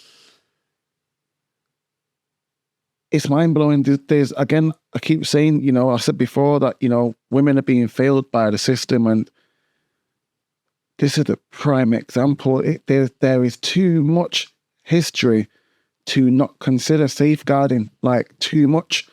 And when it's not considered and put in place, it's like, why? I think there's been enough questions asked. And so it's like, it's not in a case of questions should be asked. There's been enough questions that should have been asked. There's been too many incidents. Why would you, with the history, grant this man access to any young girl? Exactly. To any female, even in like.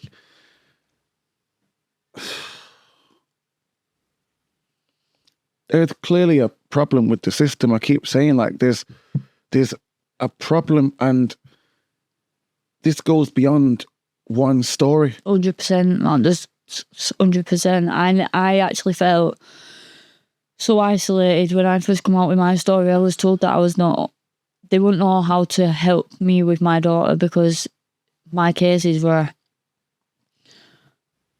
that prisoned my mind for me. I didn't want to go out, didn't want to socialise. I felt so isolated from society, so alienated in my situation that I felt like there was just no way out. I was a prisoner in my own home, and I was that from I'd say 2008 up until 2020. It's took me a long time to just sit here and open up on my story and speak out, because if no one can help me with my child, and she's 18 next week, and we've had no support. I ring up all the time asking what support is out there, because I see the struggles that she faces now, and it hurts, because I didn't want to get rid of her. I can only live with myself. I don't believe in it. I couldn't do it. I was got rid of as a child. I know how that felt. I just couldn't do it. And I just wanted to give her the best life possible, and not exactly knowing what it meant to be a mum and be a parent. I can go back to traits of my foster family with me. But when the door's been shut on you by people you love, how am I supposed to know what to give her? What's right? what's wrong. And I found myself observing other people, learning how I would like to be as a person and not like to be, learning traits of what's normal and what's not. So yeah, you can bath your child, it don't mean you're abusing them, you know, but even now, like, obviously she's older, but up until like all the years where you have to bath your child, I felt uncomfortable doing it because I felt like I was doing something wrong. And no one was there to reassure me. I say, Stace, like, you're not doing anything wrong here. You know, you can do this. This is normal. But to me, because of my experiences, it was normal. How am I supposed to know what's right and what's wrong? So I just thought bathing was wrong and not to do it. Or obviously I'm allowed to do it. No, healthcare visitors, midwives. Talk about the Wales. As soon as he got sentenced and I got back home from M6 and I walked into my front door with my daughter and I closed that door behind me. That was my reality. There's no one. There's no one to ring. There's no one to go around social services. I have asked for life support work, and obviously they didn't know how to adopt that piece of work to be able to help her. And I was having her used as a guinea pig because she deserves the best. It's hard. You've the way I can describe this is you've been abandoned on many different levels by the system. I'm just appalled that even the midwives, the midwives are supposed to do, the home visits and so forth, and it's clearly evident that you was going through the CPTSD, postnatal depression that they called it. But even after your case, it's where was the support? Where was the therapy? I mean, there should have been mandatory impact assessments. There was nothing for survivors. I remember having a meeting at the school, just a normal meeting, and I completely grumbled in that meeting and broke down and told them about the court case and how Katie come about and everything else, and that I literally grumbled in the school, at a desk, and yeah, I don't know, just even from that, teachers tried helping me, and they did. The teachers in that school was lovely, but there was no home support. And what victim safeguarding should exist during these early releases? There should be people there to help and try and show people that they're not alone, and there is people that understand. The worst thing that could have been said to me is that my cases were, because that I've never felt loneliness like it. So say it again, sorry. So when they said my case was rare. Rare? Yeah, they won't know how to help me with my daughter because my case is really rare. Who said that? Social services. That made me feel so lonely. I do what I do now because I would never want anyone to feel the loneliness that I felt. It's hard. It really is hard. Oh, yeah.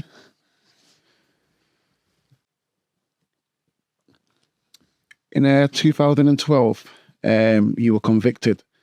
Do you think untreated trauma contributed towards that? Definitely, yeah, because I didn't have no support, no help. Like I said, I didn't understand PTSD and the complexities of it and how it actually affects you and the triggers behind it, and even anxiety. I didn't even understand what anxiety was or depression. It weren't really spoke about. There was a lot of stigma around things, and unless you actually looked into it and you knew what you was looking into, you won't find it. But yeah, because now I've gone through therapy and I know all these different things, if that happened to me again now, I won't react that way. Do you know? I just felt like the situation was just pushed upon me, and it's made me feel like trapped. But look, I had to protect my daughter. Do you know, that's what it felt like. Yeah. It did end up to be a bailiff, but because I knew he was getting day release, and the threats that he posed on me, and everything that he told me, and the way that I lived when I lived in that house in Essex, I genuinely thought he sent him. Like I genuinely did. Were you punished instead of supported? Yeah. Yeah. Yeah. Because even when I was in the cell, I was trying to say, like, it's not me, like it's not a reflection of me, I just need help. I said that. And then I had to go through probation, so the judge said to me, I could send you down for 8 months. Nothing stopping me sending you down for 8 months.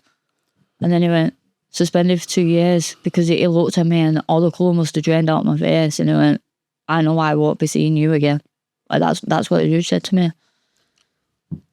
Again, there's enough history to support this. And you know, yeah, you're looking to get sent down for 8 months. It's like, all I can say is the system failed you again. But I keep saying this, but it's just evident, like, obviously people do a crime, like they deserve to do the time and stuff, and I owned it. I didn't try and lie about it when I went in the police station. I said, yeah, this is what happened, and this is why it happened. And I tried explaining a bit of why and whatnot. And then obviously when I went to probation afterwards, because I had to attend a women's group, and I was going there, and I was like, I started opening little bits to my probation worker, like she was brilliant with me and stuff. And even they said that I don't deserve to be there. Like, and even now, like, I'm the most legit person ever. Like, I hate being in trouble. Like, it scares me to be in trouble because I just don't know the repercussions of that, whether it's a violent repercussion or whether there's a consequence or I'm going to lose someone or be abandoned. Like, to me, the risks are high for me to actually do something wrong. What did probation say that the report that they do, their pre-sentence report, should have even got sentencing really. But what did the report say? I had a psychological report, and that actually come back at the time that I had 6 personalities, but I think that was just all trauma induced because... Well, yeah. But there was nothing around that, and they went into the depths of my life and everything in that psychological report. It's probably the first time I actually opened up about certain things in my life. So in that they were aware of all the history. Yeah. Good. See, what's annoying and frustrating is that you have a young woman who's gone through this traumatic ordeal, and a nightmare. It's not even a trauma; it's a nightmare that's gone through this nightmare, and they're not considering any of it. They're saying, well, you've done whatever. But then on the flip side, you have this animal that's committed these atrocities, and not only did he abuse you, he abused another 14-year-old child, and the outcome was, well, she consented to it, and he walked free. So, in one sense, the failing women here and not taking into consideration that the young girl and so forth, they supported a predator. And, and again, on the flip side, you've got the victim here that suffered a lot of psychological trauma, and because of that has acted out in this way, and we're not going to take that into account. It's just, all I can say is it's just terrible. The system's just broken, and so frustrating because every time I apply for like a job and that, because I have to declare it, and then they come back with questions then, so then I'm constantly having to relive what I went through. And someone even said to me the other day, they went, how are you supposed to move forward from this? Because every job you apply for or anything you try to do in life, you're going to have to declare that, and it's going to carry with you forever. And I've constantly got to rewrite all my history on how I got that offence. What you just said there is very powerful, and it's something that me and Sonny were speaking about this the other week, about trauma and what you've gone through. Like, listen, I can't imagine anyone going through what you've gone through. And for someone to say, you know, like, how are you supposed to move on? That's a false, you know, expectation from society that, you know, we can move on from these things. How? There's not a book, there's not a manual. How can you expect somebody to move on from this? Like I said to you, I commend you for being stronger, a warrior. That's all I can call you, a warrior princess, to be able to be here today and to tell your story. Like, I commend you, because I don't know where you get the strength from to do that. That's why I can only call you a warrior princess, and, you know, to deal with it. And with the lack of help and support from the system, and even if you did have support, who's to say that you can get over this? It's a nightmare. So for people to say, you know, how are you supposed to move on? Like, how are you supposed to move on? How? I don't think... No, you can't move on, but I think because I have to constantly relive it as well, do you know what I mean? So I'm constantly bringing it from the back of my head to the front of my head, do you know, every time I'm trying to do something good in life. You have CPTSD as well, so you're reliving it on... Are you getting therapy for that right now? I'm waiting for a psychologist. I've been on the waiting list for 3 years, yeah.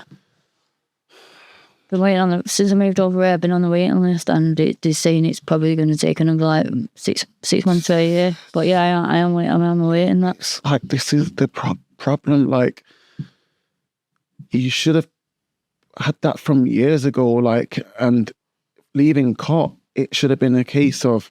It should be mandatory for victims when they leave court. Of course. It should be mandatory, because everyone needs that sort of support, and even if they're not ready to open up there and then, at least they don't feel alone, because that aloneness, that takes you to...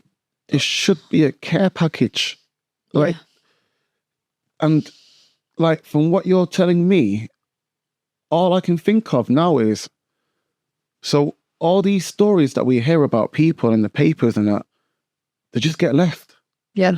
We expect that there be support and so forth, but it's evident now that they just get left. And... No, and justice is...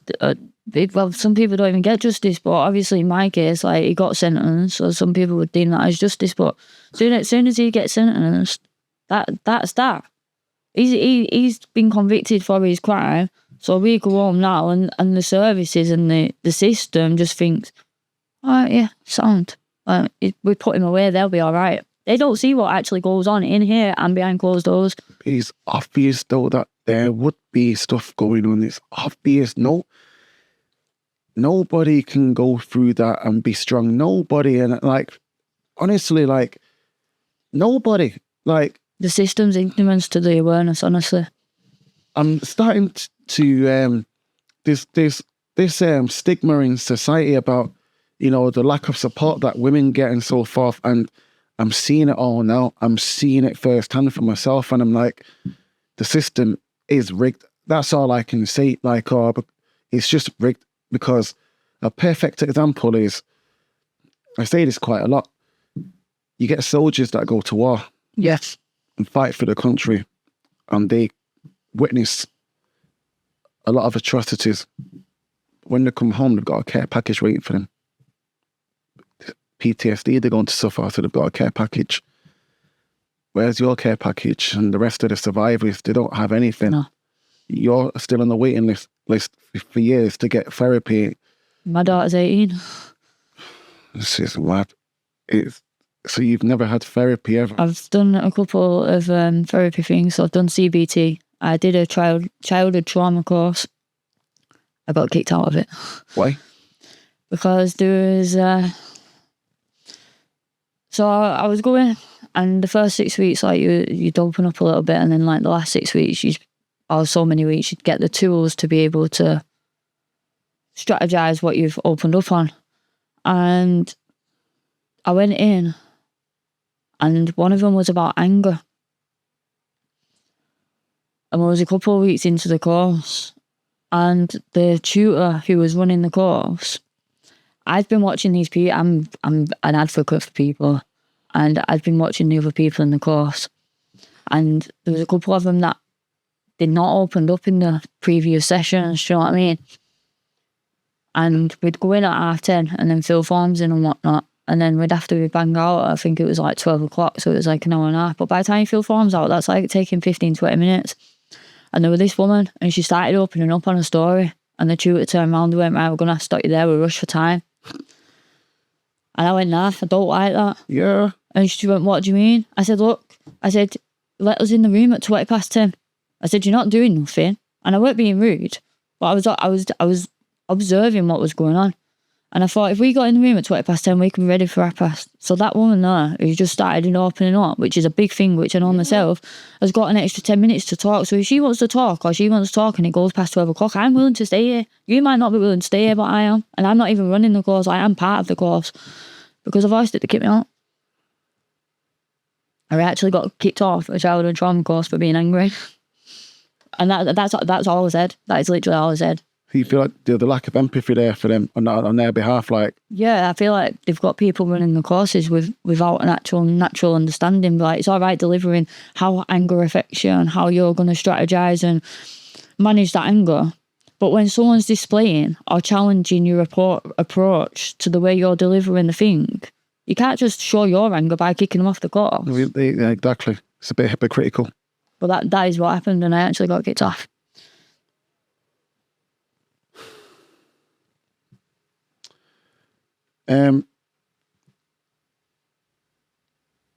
You begged to be sectioned. I did. How desperate were you? Desperate. So my daughter was 13, and she'd been followed to the shop, and she'd come home. Followed by who? Right, so it's a mad one. So I've sent my daughter to the shop, yeah, and she's gone to the shop. I've looked out my window and there's a white van outside my window. So I'm thinking, oh, it's just a delivery driver or whatever, you know. I've gone up to the window and I'm looking through. And as soon as I've gone close to the window, this van sped off. I'm like, oh, it's probably delivery driver got lost, whatever. Bit of time went by. I opened my front door. My daughter comes up, white as a ghost. Not even joking, white as a ghost, screaming, crying. She comes in, Mum, I've just been followed by a guy in a white van. Oh, I'm clicking, you know, like, oh, 1 minute, where did it follow you? She went to the shop, and then they seen me go in the shop, and then they drove back up the street, and I'm thinking, they drove back up the street and they put her to my house now. Do you know what I mean? The links, because I've seen the white van at my house and she's seen the white van at the shop. She went, the man who looked at me, his eyes, Mum. I was like, what do you mean? I got a couple of pictures up on my phone and then a picture of the man on my phone.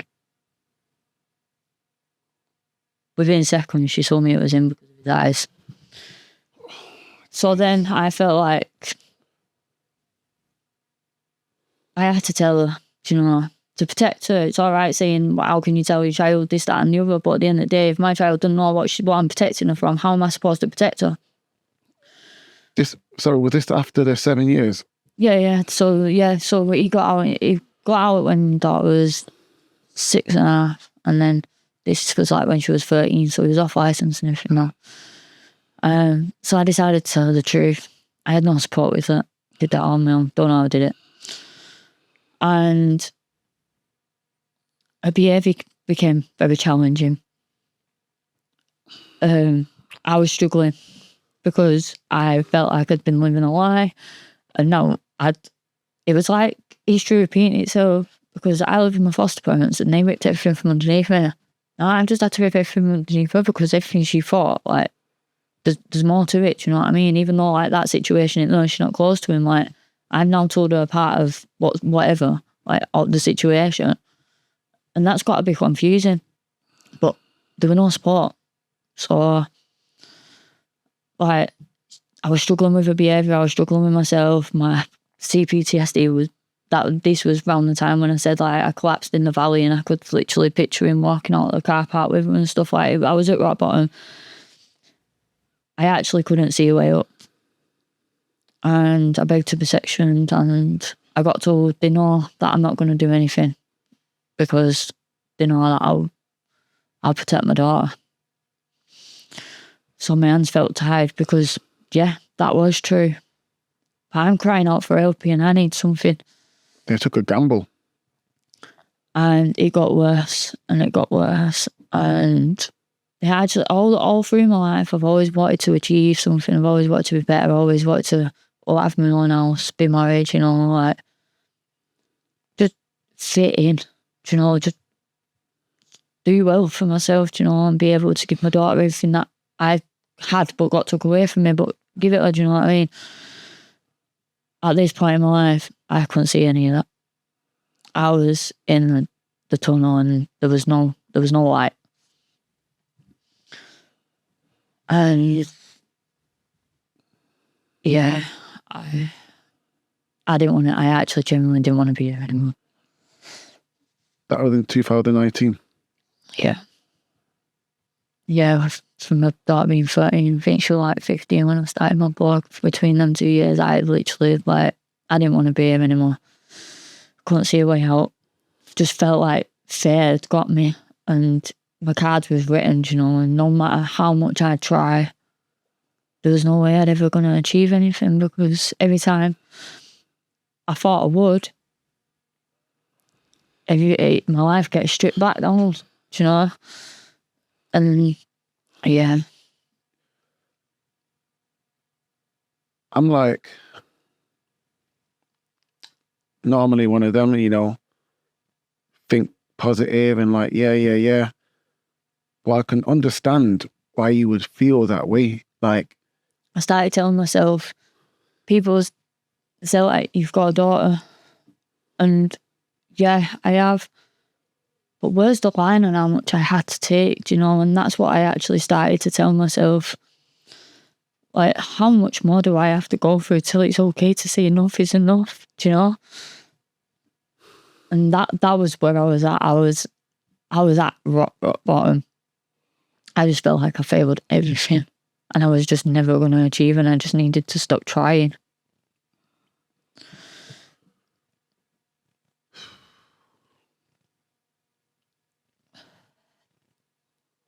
You know, I don't think anyone should ever feel like that. But I feel like,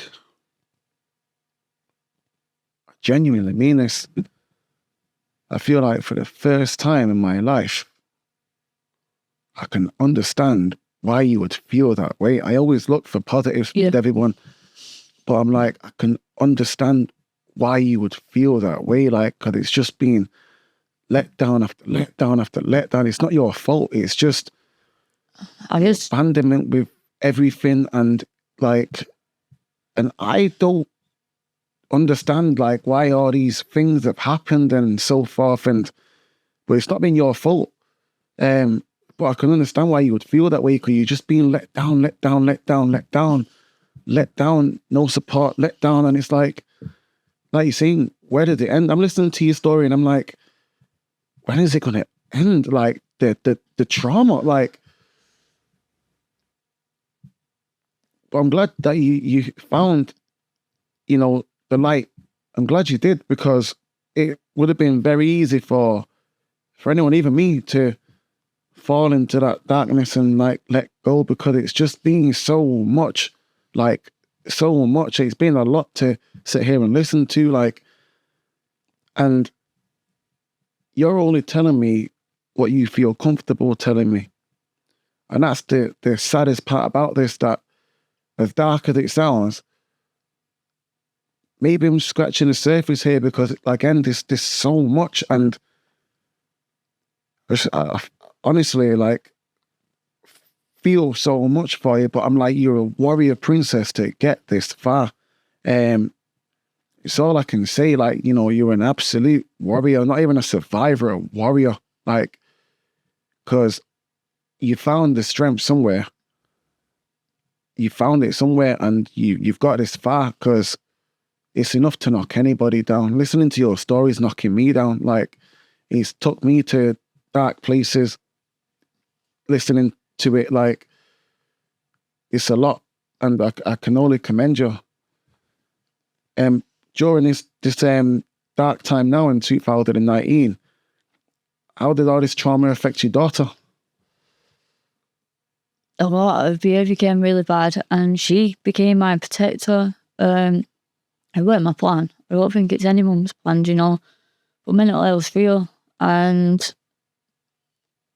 with my CPTSD, or I'm having visuals in the middle of the night and stuff, and there's a bang. Instead of me going, looking where the bang's coming from, my daughter's going to it. And she kind of adopted that role, you know, and that should never be the case. And I wish it was never the case. And I wish I could sit here and say, yeah, no, I was the protector and stuff, but I wouldn't be being real. And it's all good to tell the truth and obviously speak about your circumstances, because until I learned that that's what was happening, I wasn't able to change that. Do you know what I mean? That would have just continued, and she would have continued to be my protector. And that should never be a thing. But how can I say to my mental health, right, no, you know that bang's not that. So you get up and you do it, because your brain's like, nah. And I just get scared, and I've got no control. So obviously that affected them. And different things. Like, she would be upstairs playing with her friends, and she knows she won't be able to bang, because if she bang, it triggered me. First I started shouting and be like, stop banging, you know. And then after a bit, like, I can channel it, but I'd sit in a shell a little bit in my mind, you know, like a safety net for myself. And it's just different things. But she's had to learn all that. So, and she's had to live in a way where she can't do certain things. Like, she weren't ever able to play out as a child. I had to keep her prisoned in the house, and she couldn't understand why. But I was scared that I'll let her out, she'd get taken. Well, this is it. Like, you shouldn't have to feel that way. The system let you down. Like you're saying, the guy's coming outside your house in a van. Did you ever call the police about that? Yeah, I called the police and given the registration plate for the van. I actually left my home with my daughter and went and stayed in a friend's back bedroom, about 2 hours away from my house. And because there was no clear evidence, again, they'll log it. They say they'll log it, and anything else happens, just give them a call. That's no reassurance for me. That I don't think that'd be any reassurance for anyone that was going through a situation like that.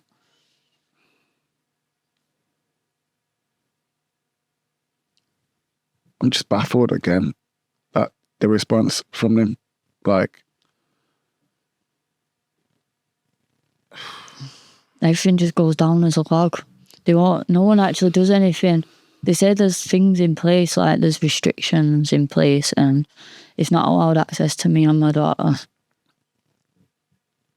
If I bumped into him in the street, do I honestly believe even now that I'd get away? Probably not. There should be restrictions put in place so that doesn't happen. But if a survivor victim is telling you that, you know, the defendant is outside my house, you know, after, you know... They want video evidence. How am I supposed to go outside and get video evidence? It's impossible. I'd be putting myself in a lot of danger just to be able to provide them with that evidence. And what are they actually going to do with it? Log it. Because it don't give me any confidence in it. It's not giving me any confidence listening to all this now. I'm like, there's that statistic that they have about women. How many women get killed, you know, to domestic violence and so forth and whatnot. I don't know the number, but like, you know, it's a big number. But it sounds bad, but I'm not surprised now when I'm hearing this, because I'm like, what are you actually doing? It takes a lot to actually get to take it, like escalate a situation, and it's usually on the back of an actual incident happening. Why should someone actually be? What happened to preventative? Incidents happened already with yourself, so there should be extra measures put in place to make sure this doesn't happen again, even for your daughter's sake. Yeah, and it's like, it's not being taken. It's just honestly, it's just baffling me. Like, it just baffles me. Like, honestly, like, it just baffles me.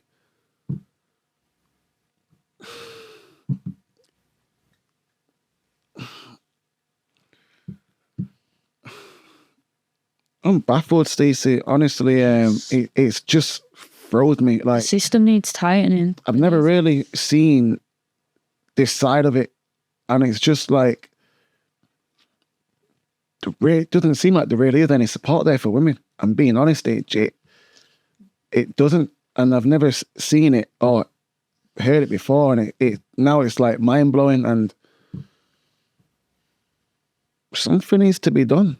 The system literally needs tightening, and there needs to be more awareness, and they need to take acknowledgement instead of being ignorant to the actual aftermaths and the ripple effects of how trauma and abuse affects people. You need to revamp it, because I feel like the problem here is there's not enough prevention. No. There's not enough prevention. As we've gone through from the beginning, how many times where there was no safeguarding to prevent these things, and there should have and could have been. Yeah. And now we're gone into adulthood after, the atrocities that happened because of the lack of safeguarding, and there's still no safeguarding.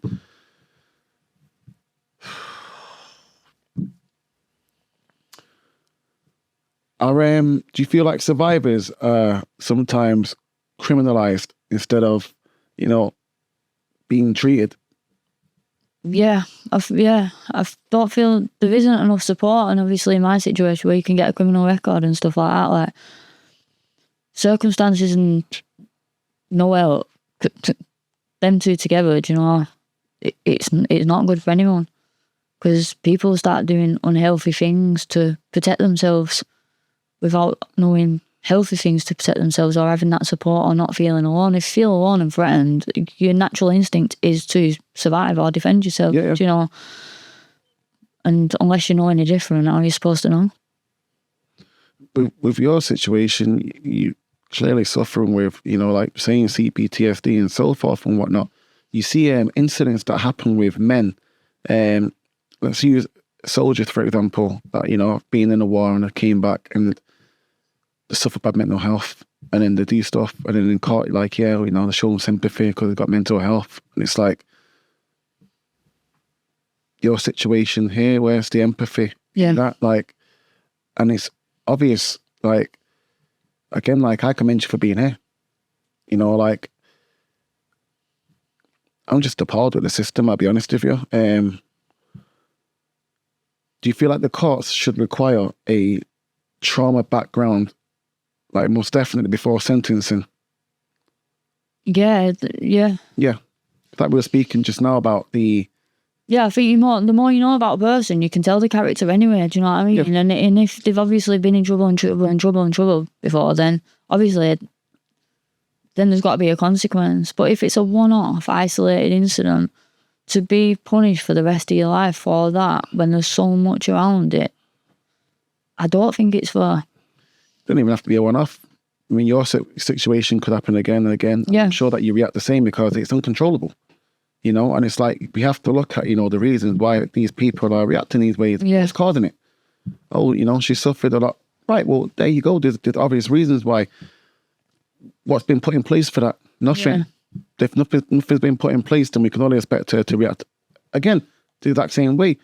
So again, it comes back down to, again, the lack of support, and there's enough paperwork for people to read to see these things. Yeah, exactly. It's not being done. Giving me a criminal record isn't benefiting anyone. It's not benefiting me or anyone out there. Do you know, like, if they would have said, right, you know what, like, what you did, like, that it can't be happening, do you know? But I understand that you're saying X, Y, and Z, so we're going to put in place this, and that. You are deemed to, like, go and do these things. Could have gave you a caution. Yeah, and that, but it's just... There's a lot of the things that could have gave you a caution. So far, if you know why it was an accident, it was a mistake, a caution. Simple. But to give you a criminal record, a survivor victim, like, it doesn't make any sense to me.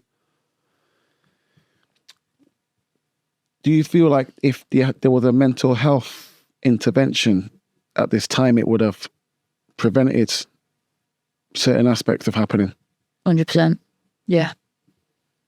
And did you never get any analysis, psychoanalysis on this? No, even on the back of my psychological report where they said I had 6 personalities, obviously through trauma, and my history and my childhood trauma and everything else, I weren't given anything. I weren't put on no waiting list. Did you not get offered no medication or anything? No, they just tell you to go to your doctor if you're feeling low, but I've never took medication. I've never took medication. I won't take it. I don't think medication would help, but I'm just like... Just... Didn't... Nothing. No. Let's talk about your blogging. In 2020, you started blogging. Yep. Why? So on the back of my breakdown, like where I just saw no light and everything like that, I had like the worst argument with my mum. I threw a lot of things in her face and said a lot of hurtful things, obviously through anger and just how I was feeling, and tired. I was tired, like drained, like not physically tired, like just mentally wiped, done, like game over sort of things, you know, like. And it was put to me by one of my mum's friends about starting a blog, and I was like, "What's that?" Like, and they went, "But talk, like, split your life into chapters to help you get it out."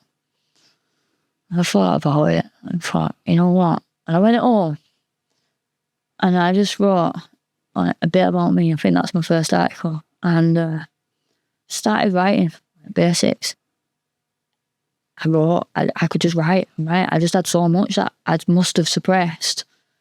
And like doing the CPT and the freedom program I did, I could just understand certain things, and I could just actually get out where before that I never really could like articulate what I was thinking.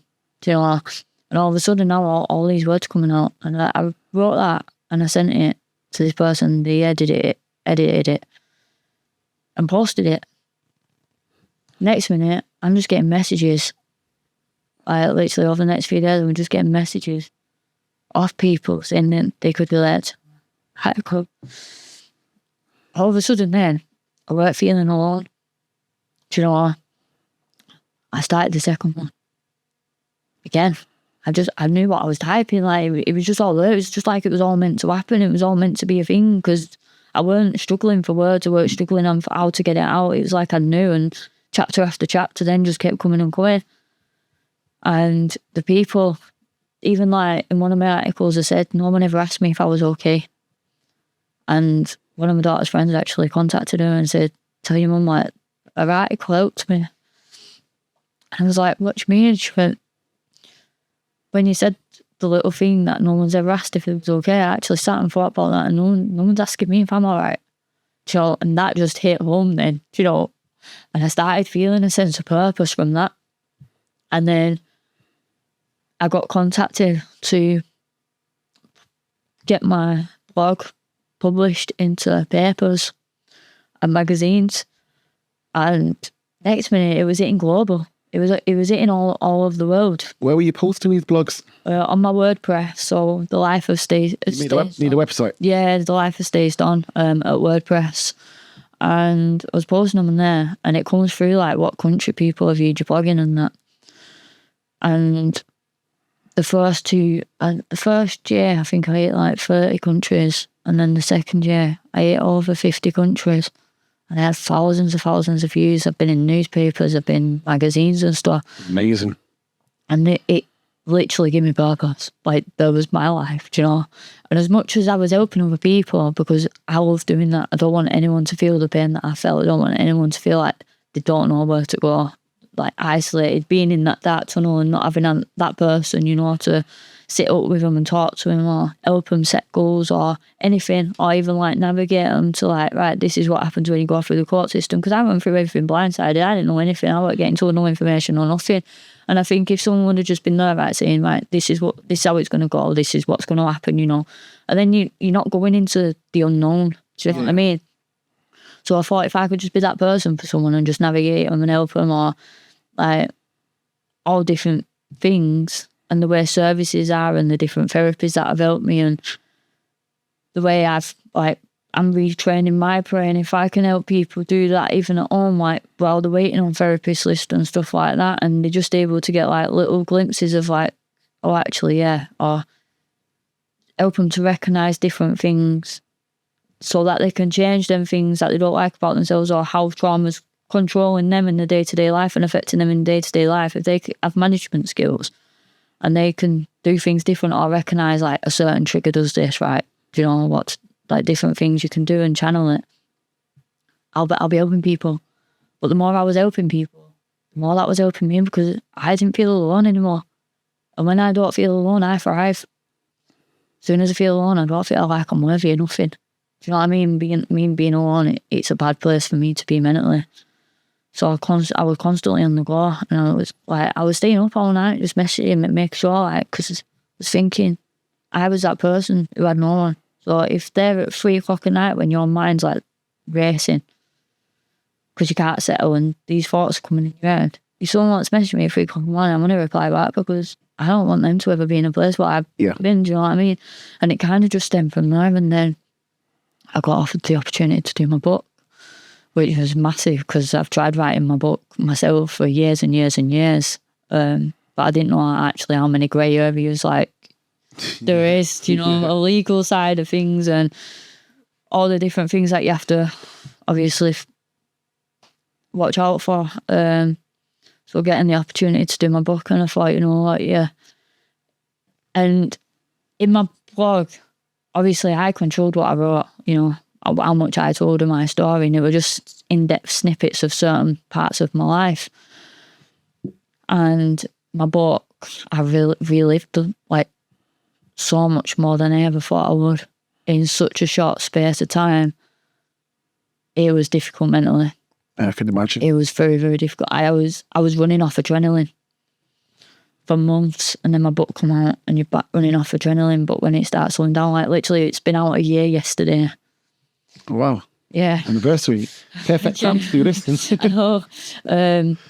But yeah, so I was running off adrenaline, and then obviously I was mentally you have to process things, do you know. But now I look back and I know I've been through all that, but I can actually see light now. Do you know, again, I can actually see a way up. I actually feel like I'm achieving something every single day. Just either cutting stigma, especially around situations. I know when my book first come out, newspapers get hold of it. They publishers post it. So obviously it's helping to get my book known around, which is a positive. Because I've always had support with my blog, and I've never had any backlash or any negatives, and I think that's what's given me the strength, because there's been so much support and no negatives. Like, it's kind of built me up to be able to sit here and speak about things, do you know, and give me that strength for that.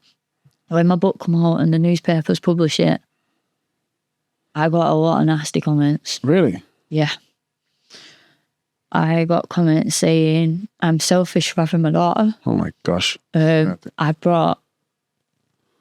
don't even like the word, so I'm not going to say it. But she's going to get bullied all her life. I've asked for what happened to me because I brought that child into the world. Gosh. Calling my daughter all disgusting names. Yeah. And it crumbled me. It crumbled me for days. And I thought, I can't do this, because someone out there could be in the same situation as me. And I don't want them to feel how I'm feeling now because of reading these, do you know? And it just shows how much stigma there is still out there and how much ignorance there is in society. Because my daughter doesn't deserve anything. Like, yeah, of course not. She deserves the absolute best, you know, what she's actually overcome. And like, the struggles, yes, she's had to face, which might have been, some people might deem it as me being selfish because she's obviously had struggles, like, with the circumstances. When I give birth to her and I chose to keep her and I chose to be a mum and I chose to bring her up and and bring her love and try and overcompensate and give her everything that I didn't have. I didn't sit back and think to myself, oh yeah, this is the struggle she's going to have, because there's no knowledge of it. There's no way of me knowing what struggle she's going to face. So to me, I just didn't think she'd face any. So obviously people saying that I've caused them, that ain't hard, you know. But the only thing I can do now is just stand strong and just obviously cut a stigma around that and show that it's not the children's fault. Thank you. Like, it's not at all. It's not even my fault, but it's definitely not the child's fault. Yes. Do you know? And it is ignorance in society. And it's just made me want to spread my story more, because it's not fair. We've got a lot of ignorant people in society, and online you get people that are called trolls that, you know, they like to write negative comments. I don't know why they like to be negative, but they wouldn't dare say that to your face or do it in person, but they love to do it online. I have heard that a lot of people who write negative comments is because it triggers something within themselves that they're not comfortable with, so they try to troll other people within them circumstances to make them feel better, but that's not okay. That's an unhealthy way of dealing with things. I'm a Christian, you know, so, and it's against our religion to, you know, do abortion and so forth. So, you know, like, I commend you with that. Like, you know, you made the right decision. You know, like, yeah, never regret that at all, regardless of any of these. My daughter's amazing, honestly, exactly. And she supports me with everything I do, and she's waived the right to anonymity. And yeah, it has been a challenge, and there has been struggles, but she deserves the best, you know, and she's doing well. And she's innocent.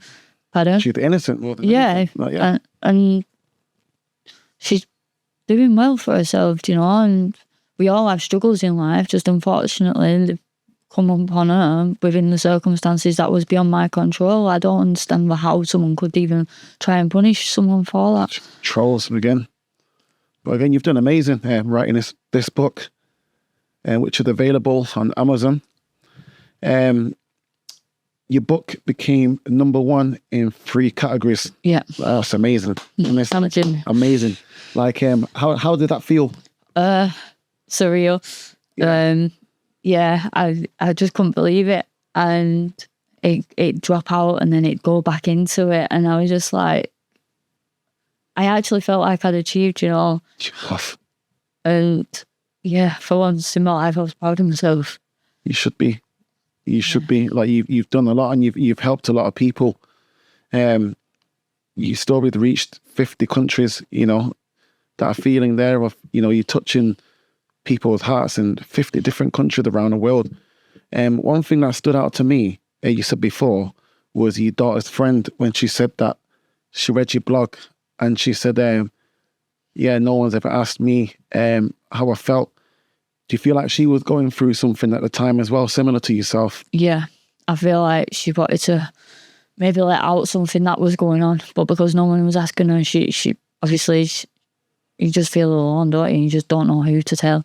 Do you know? Do you feel like a lot of children go through life like that, where people don't ask, you know, how do you feel? Yeah. It's people might ask him about things, what happened, but never, how do you feel? Yeah. There's a big difference. And you get a completely different response. Yeah, completely. What happened is, that happened, how do you feel? Well, now it's about me.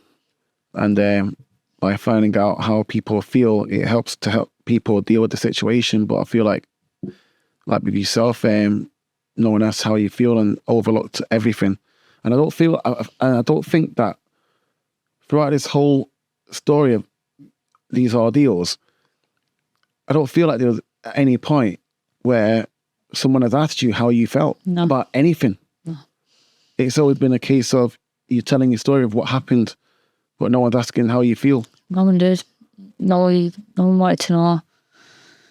Even to the point of, at the beginning, you was talking about the foster parents who you're going to live with, not how do you feel. Yeah. Because how do you feel will determine what the best route is. Yeah. It would have helped somebody. I think it just opens the door for someone to actually open up to you. Yeah. Because it's not just a closed question. It's like, how do you feel like that? Could be multiple emotions, you know. Right, why do you feel like that? Are you okay? Do you know? But it linked to conversation. From your perspective, let's go stage by stage. What would have saved you at age 10? Staying with my foster parents. Yeah. What would have saved you at age 13? The police taking it further and not waiting for me.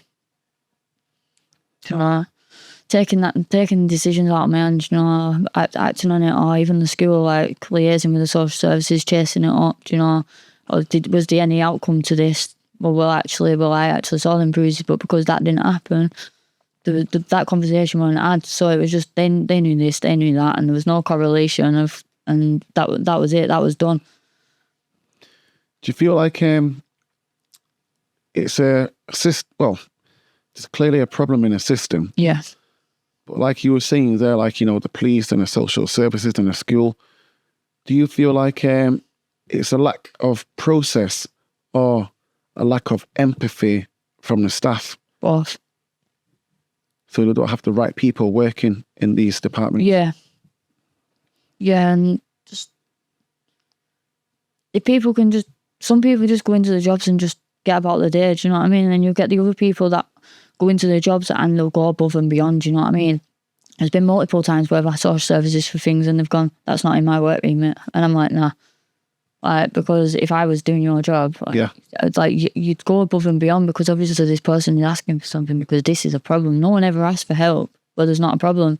So if someone's asking for help, it's because they believe there's a problem in that area. Now you need to get to the bottom of that, whether it's your remit or not. Even if you have to make a phone call to someone whose remit it is, you're going to have more knowledge than the person who's asking for help, because if they had the knowledge, they wouldn't be coming for you for help. And that's amazing what you just said there. Like, nobody asks for help if there's not a problem. No, they don't. Like, for someone to identify or ask for something, they're recognising something. As soon as someone starts recognising something, they want it changed. And if they're not knowing how to change it or where to go to get that changed, then they're stuck in that problem. And where do you go with that? That's where the abandonment comes, where people ask for help and people don't respond. It's like, because it's clearly a problem. Yeah. I'm telling you there's a problem. Age 17, what do you believe would have saved you? Authorities looking at. I went in Oldham. I was still under the care system because I'd been in foster care, so I would have been in the care system until I was 18. Yeah, so they would have had a duty of care for me until I was 18. I was at college and I dropped out of college, just like I did when I dropped out of school, you know, and no one had heard of me. No one came to look for me. Like I said, I could have been dead in that. Twice that happened. It could happen when you were 6 months out of school as well. But they had a duty of care, so even if for just one phone call, rung my mum. Oh, in Essex, we hadn't heard of her for like 3 months. All right, we need to escalate this. Can you contact Essex, please? Send someone around to the house, please. Like, yeah. It's literally, it's communication. I'm not saying it could have saved me, because that situation could have been manipulated. They could have left the house, but if someone goes, no one knows what's going on. What would have saved you in 2019?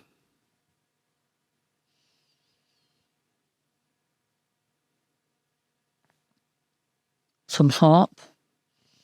Feeling like I had someone there to keep me, knowing that there's light coming, you know, and not letting me get so rock bottom and having to deal with everything with my daughter on my own and telling her the truth on my own, and the police like constantly shutting me down, just like it, like I needed some hope. I needed to feel like there was something more coming, you know. Were you ever asked to give up your daughter by the system or the authorities? They tried giving my daughter to my mum. They tried giving your daughter to your mum? Yes. Why? Because the time when I was going, when they tried sectioning me, they wanted to give it to my mum, but then they turned around and said there's no actual cause of concern for my parenting. But that's the only time. Do you feel like that would have been the right option? No. No, if I would have lost my daughter, I wouldn't be here. If she went to your mum? Yeah. I wouldn't have felt like I failed in history. Do you feel like if she was to be taken from you, do you feel like your mum would have been the right choice for her to go to? Yeah. Yeah. Yeah. If leaders across safeguarding, courts, mental health and probation were watching right now, what reforms are non-negotiable? What do you mean? Like if any of these people are watching now, what reform, what changes need to be mandatory? It's not negotiable. Communication. Communication. Yeah, and chasing up. Reading notes. Reading the backstory. And if there's not enough on the backstory, find out the backstory. Find out about the people individually, do you know what I mean? And get a proper thing of that person. Do you feel like it was a process, or do you feel like staff just didn't do their jobs? Because for me, it's just baffling that they wouldn't have done that. Because it's like, it's just obvious. And I feel like, is that not what social services are supposed to do? So for me, it's like, from hearing your story, that the jobs were never done properly, which is a pretty obvious role. Yeah. But I think it's both, because for someone not to do the job properly or to chase things up or write things down, they then have a manager and they have to deem their notes to that manager and then to that manager. So if it's gone up 3 managers and they've not realised or recognised that job's not being done appropriately and to the strength that it should be, then that then becomes the process. That's that process. Do you feel like things have changed now, or are they still the same? Still the same. There's no help for my daughter. Really? No help for her. So in 18 years, there's definitely been no change. There's not been... There's nothing out there. No therapy, no nothing? Nope. I was ringing up a couple of months ago, a couple of years ago, a couple of years before that, and literally there's nothing out there for her. What about in school and stuff like? I don't know. Like they can help with the education and that, they can provide counselling, but there's no actual support for... Did she get counselling? No. No? No. Was it ever offered? In year 7. But she just started a new school and she just found out the truth, so obviously I don't think she digested the information then, or even understood the complexities of the information that obviously she was given and stuff, and yeah. Were social services aware that you would disclose this to your daughter and so forth, and she was aware of the situation, and they didn't put anything in place? No, they was happy for me to do it. And after that, no support? Nope. That's when I asked them to put me in. That's when I asked to be sectioned. Yeah. Because I couldn't deal with it. I just couldn't. I had to, but in my mind, I couldn't. I needed help. That was my cry out for help, and I didn't get it.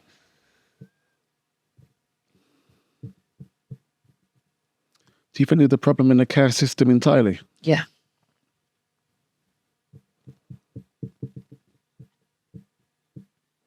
It's just got me thinking, there's a lot of care homes for children up to the age of 18. Are they getting enough checks done there? The social services going in there and so forth? Because from your story, it doesn't seem like they're... I think in children's homes, probably. I actually want to work in a children's home. You want to? Yeah, I do. I want to be that difference and be that person for children that I never was like. That is my passion. It's not about money or anything like that. I actually really want to do that. I think it's more so like private fostering. I think there's a problem with private fostering.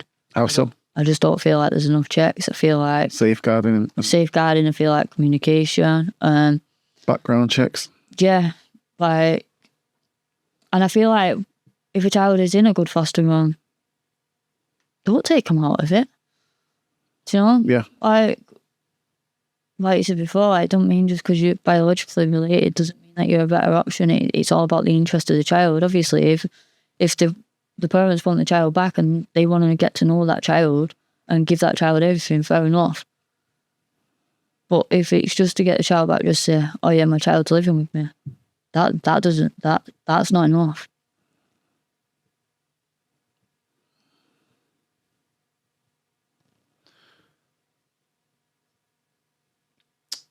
Moving to Northern Ireland, getting married, passing your driving test. Why were those milestones emotional? Because I never thought I'd achieve anything. I didn't think I was worthy to achieve anything, or I had the ability to do it. And for me, that's like me moving from my past, being able to live a normal life, so being able to maintain a healthy relationship, you know, having that family unit again, that's massive for me. And I never thought I'd be worthy of that. So moving over here and just keep pushing myself and striving, and I've got my book and I've got married and done my driving test, like, I actually feel like I'm achieving, and I'm deserved of it now, do you know what I mean? Because I've worked for it, where if you would have asked me 5 years ago if I would have had a book out, been married, driving, I would have said I don't even think I'm going to be here. Glad you are, man. I'm glad you made it, man. What's it been like building relationships and friendships? It's been hard over the years. I have found myself to be what they'd call as the people pleaser. Someone asks you to do something, just go and do it, because you don't want to not do it and let them down. Or if someone needs something, just give it, just do you know? Because I just wanted to make everyone happy around me. You know, obviously that makes you vulnerable for the not so good friends, do you know? So I've had to learn to try and adopt boundaries in place and understand the difference between healthy and unhealthy friendships, relationships, etc. Obviously it's not easy because my brain's trained on unhealthiness, unhealthy people, unhealthy comforts. But I'm doing it. I'm getting there, I think. And I think it does make a massive difference as well, because then you start recognising traits in people what are unhealthy. And you can prevent yourself from getting caught up in a cycle or the routine that you're used to, which then you get yourself out of that, and then you start attracting healthiness in your life, which is obviously what you need to thrive. Do you know? Do you still struggle with self-worth? Yeah. Yeah. Yeah, it's my biggest struggle. Biggest struggle. I'd like to build confidence and stuff, but yeah, no, I do really struggle with that. When you see that, do you feel that make you feel worthy? You know, you've achieved, and you've with that there, you've changed a lot of lives. Yeah. No, I do feel like I've achieved, and I'm proud of myself for trying to, and for not just trying to be a difference, but actually being a difference, you know, and being able to have the strength to put on my life in that book. I've made myself vulnerable to the world because it wasn't easy, but like I said, all the support from my blog and the comments and support and the encouragement off other people, it really has helped. So just like being kind and just helping others or supporting someone, it can make a massive difference to someone's life, because literally without that, I wouldn't have been able to do it. I've got like a final question for you, which is, you know, are you a victim or a survivor? But I wouldn't call you either. I'd call you a warrior. I always say I'm a survivor learning to live, and I just want to help others learn to live too. That's my statement. That's what I say. You are a warrior, Stacey. Honestly, you're a warrior. And one thing I'm going to point out, which is throughout this whole story, your life journey, what you've been through, there's not been once where you've said that I turned to drugs, I turned to alcohol. Like, I hear different people come on this platform and they have stories and they've been through trauma, and, you know, they fell into drug addictions and so forth and whatnot. And out of everyone that's been on here, like, from your story, I would have expected you to be like, yeah, I have been at moments where, like, especially back in 2018, I lost my nan and granddad, and like my last relationship broke down. Obviously, it wasn't a healthy relationship, but I didn't understand to what extent at the time. I started finding myself being a little bit of a social butterfly because I felt like being around people that was drinking. Yeah. Weren't really a big drinker, but you know when you just want to fit in and being around people and you feel like you've got loads of friends on the night. Yeah. And I did use that as a coping strategy for quite a few months and Drinking, stuff. or just being around people that drink, because it's different. A bit of both. I wouldn't say I was doing. I was like, I was a big drinker, but just obviously I'd have a couple of drinks and like I'd be around people that were drinking, so I'd put myself in that environment, you know, and I'd use it as a distraction because I felt like I was fitting in a little bit. Yeah. But then you start to realise like they're not your friends. Do you know what I mean? It's just filling a small void at the time. So what you done there briefly was put yourself into a category of like, yeah, I did start drinking at the coping mechanism, but I don't think you did. I think you got around a group of friends to try and get out more, to socialise, and because they drank, you drank with them, like to be part of the group, but you never depended on it.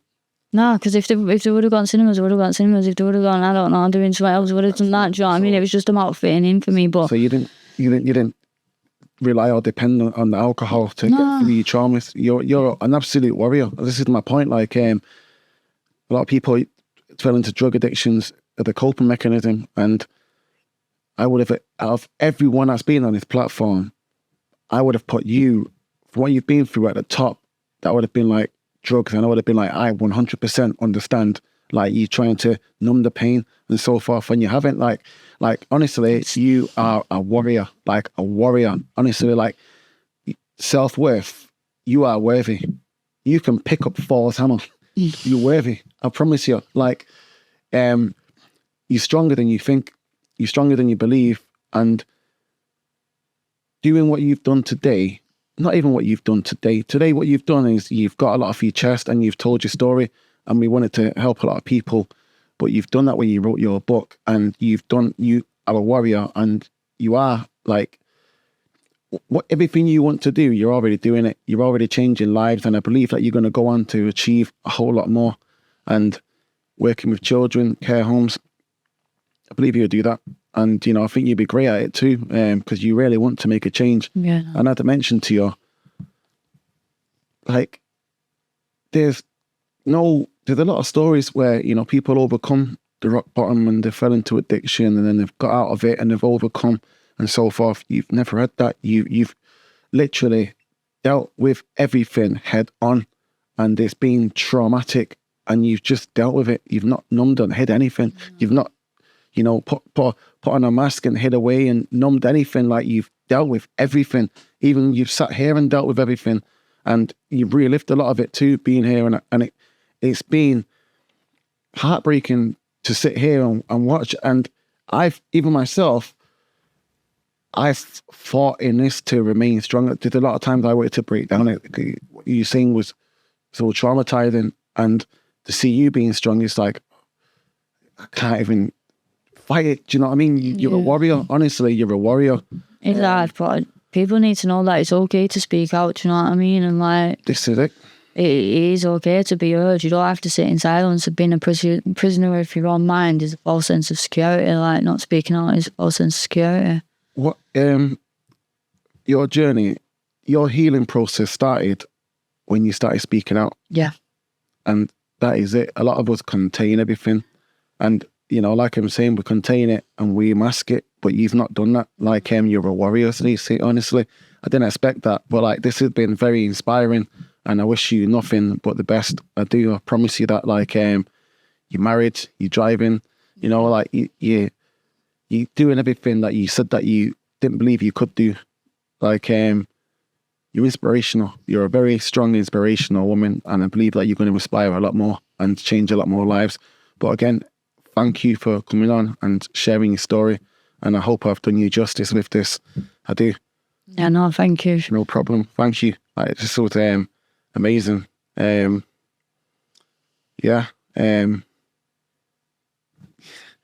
I'd normally have an outro speech, but I'm just lost for words.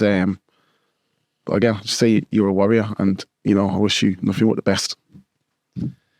Are we there yet? That's the question I always ask people. Are we there yet? I feel like, you're there, but you've got a lot more to do and achieve. So, you're not there yet, but you are there. Yeah.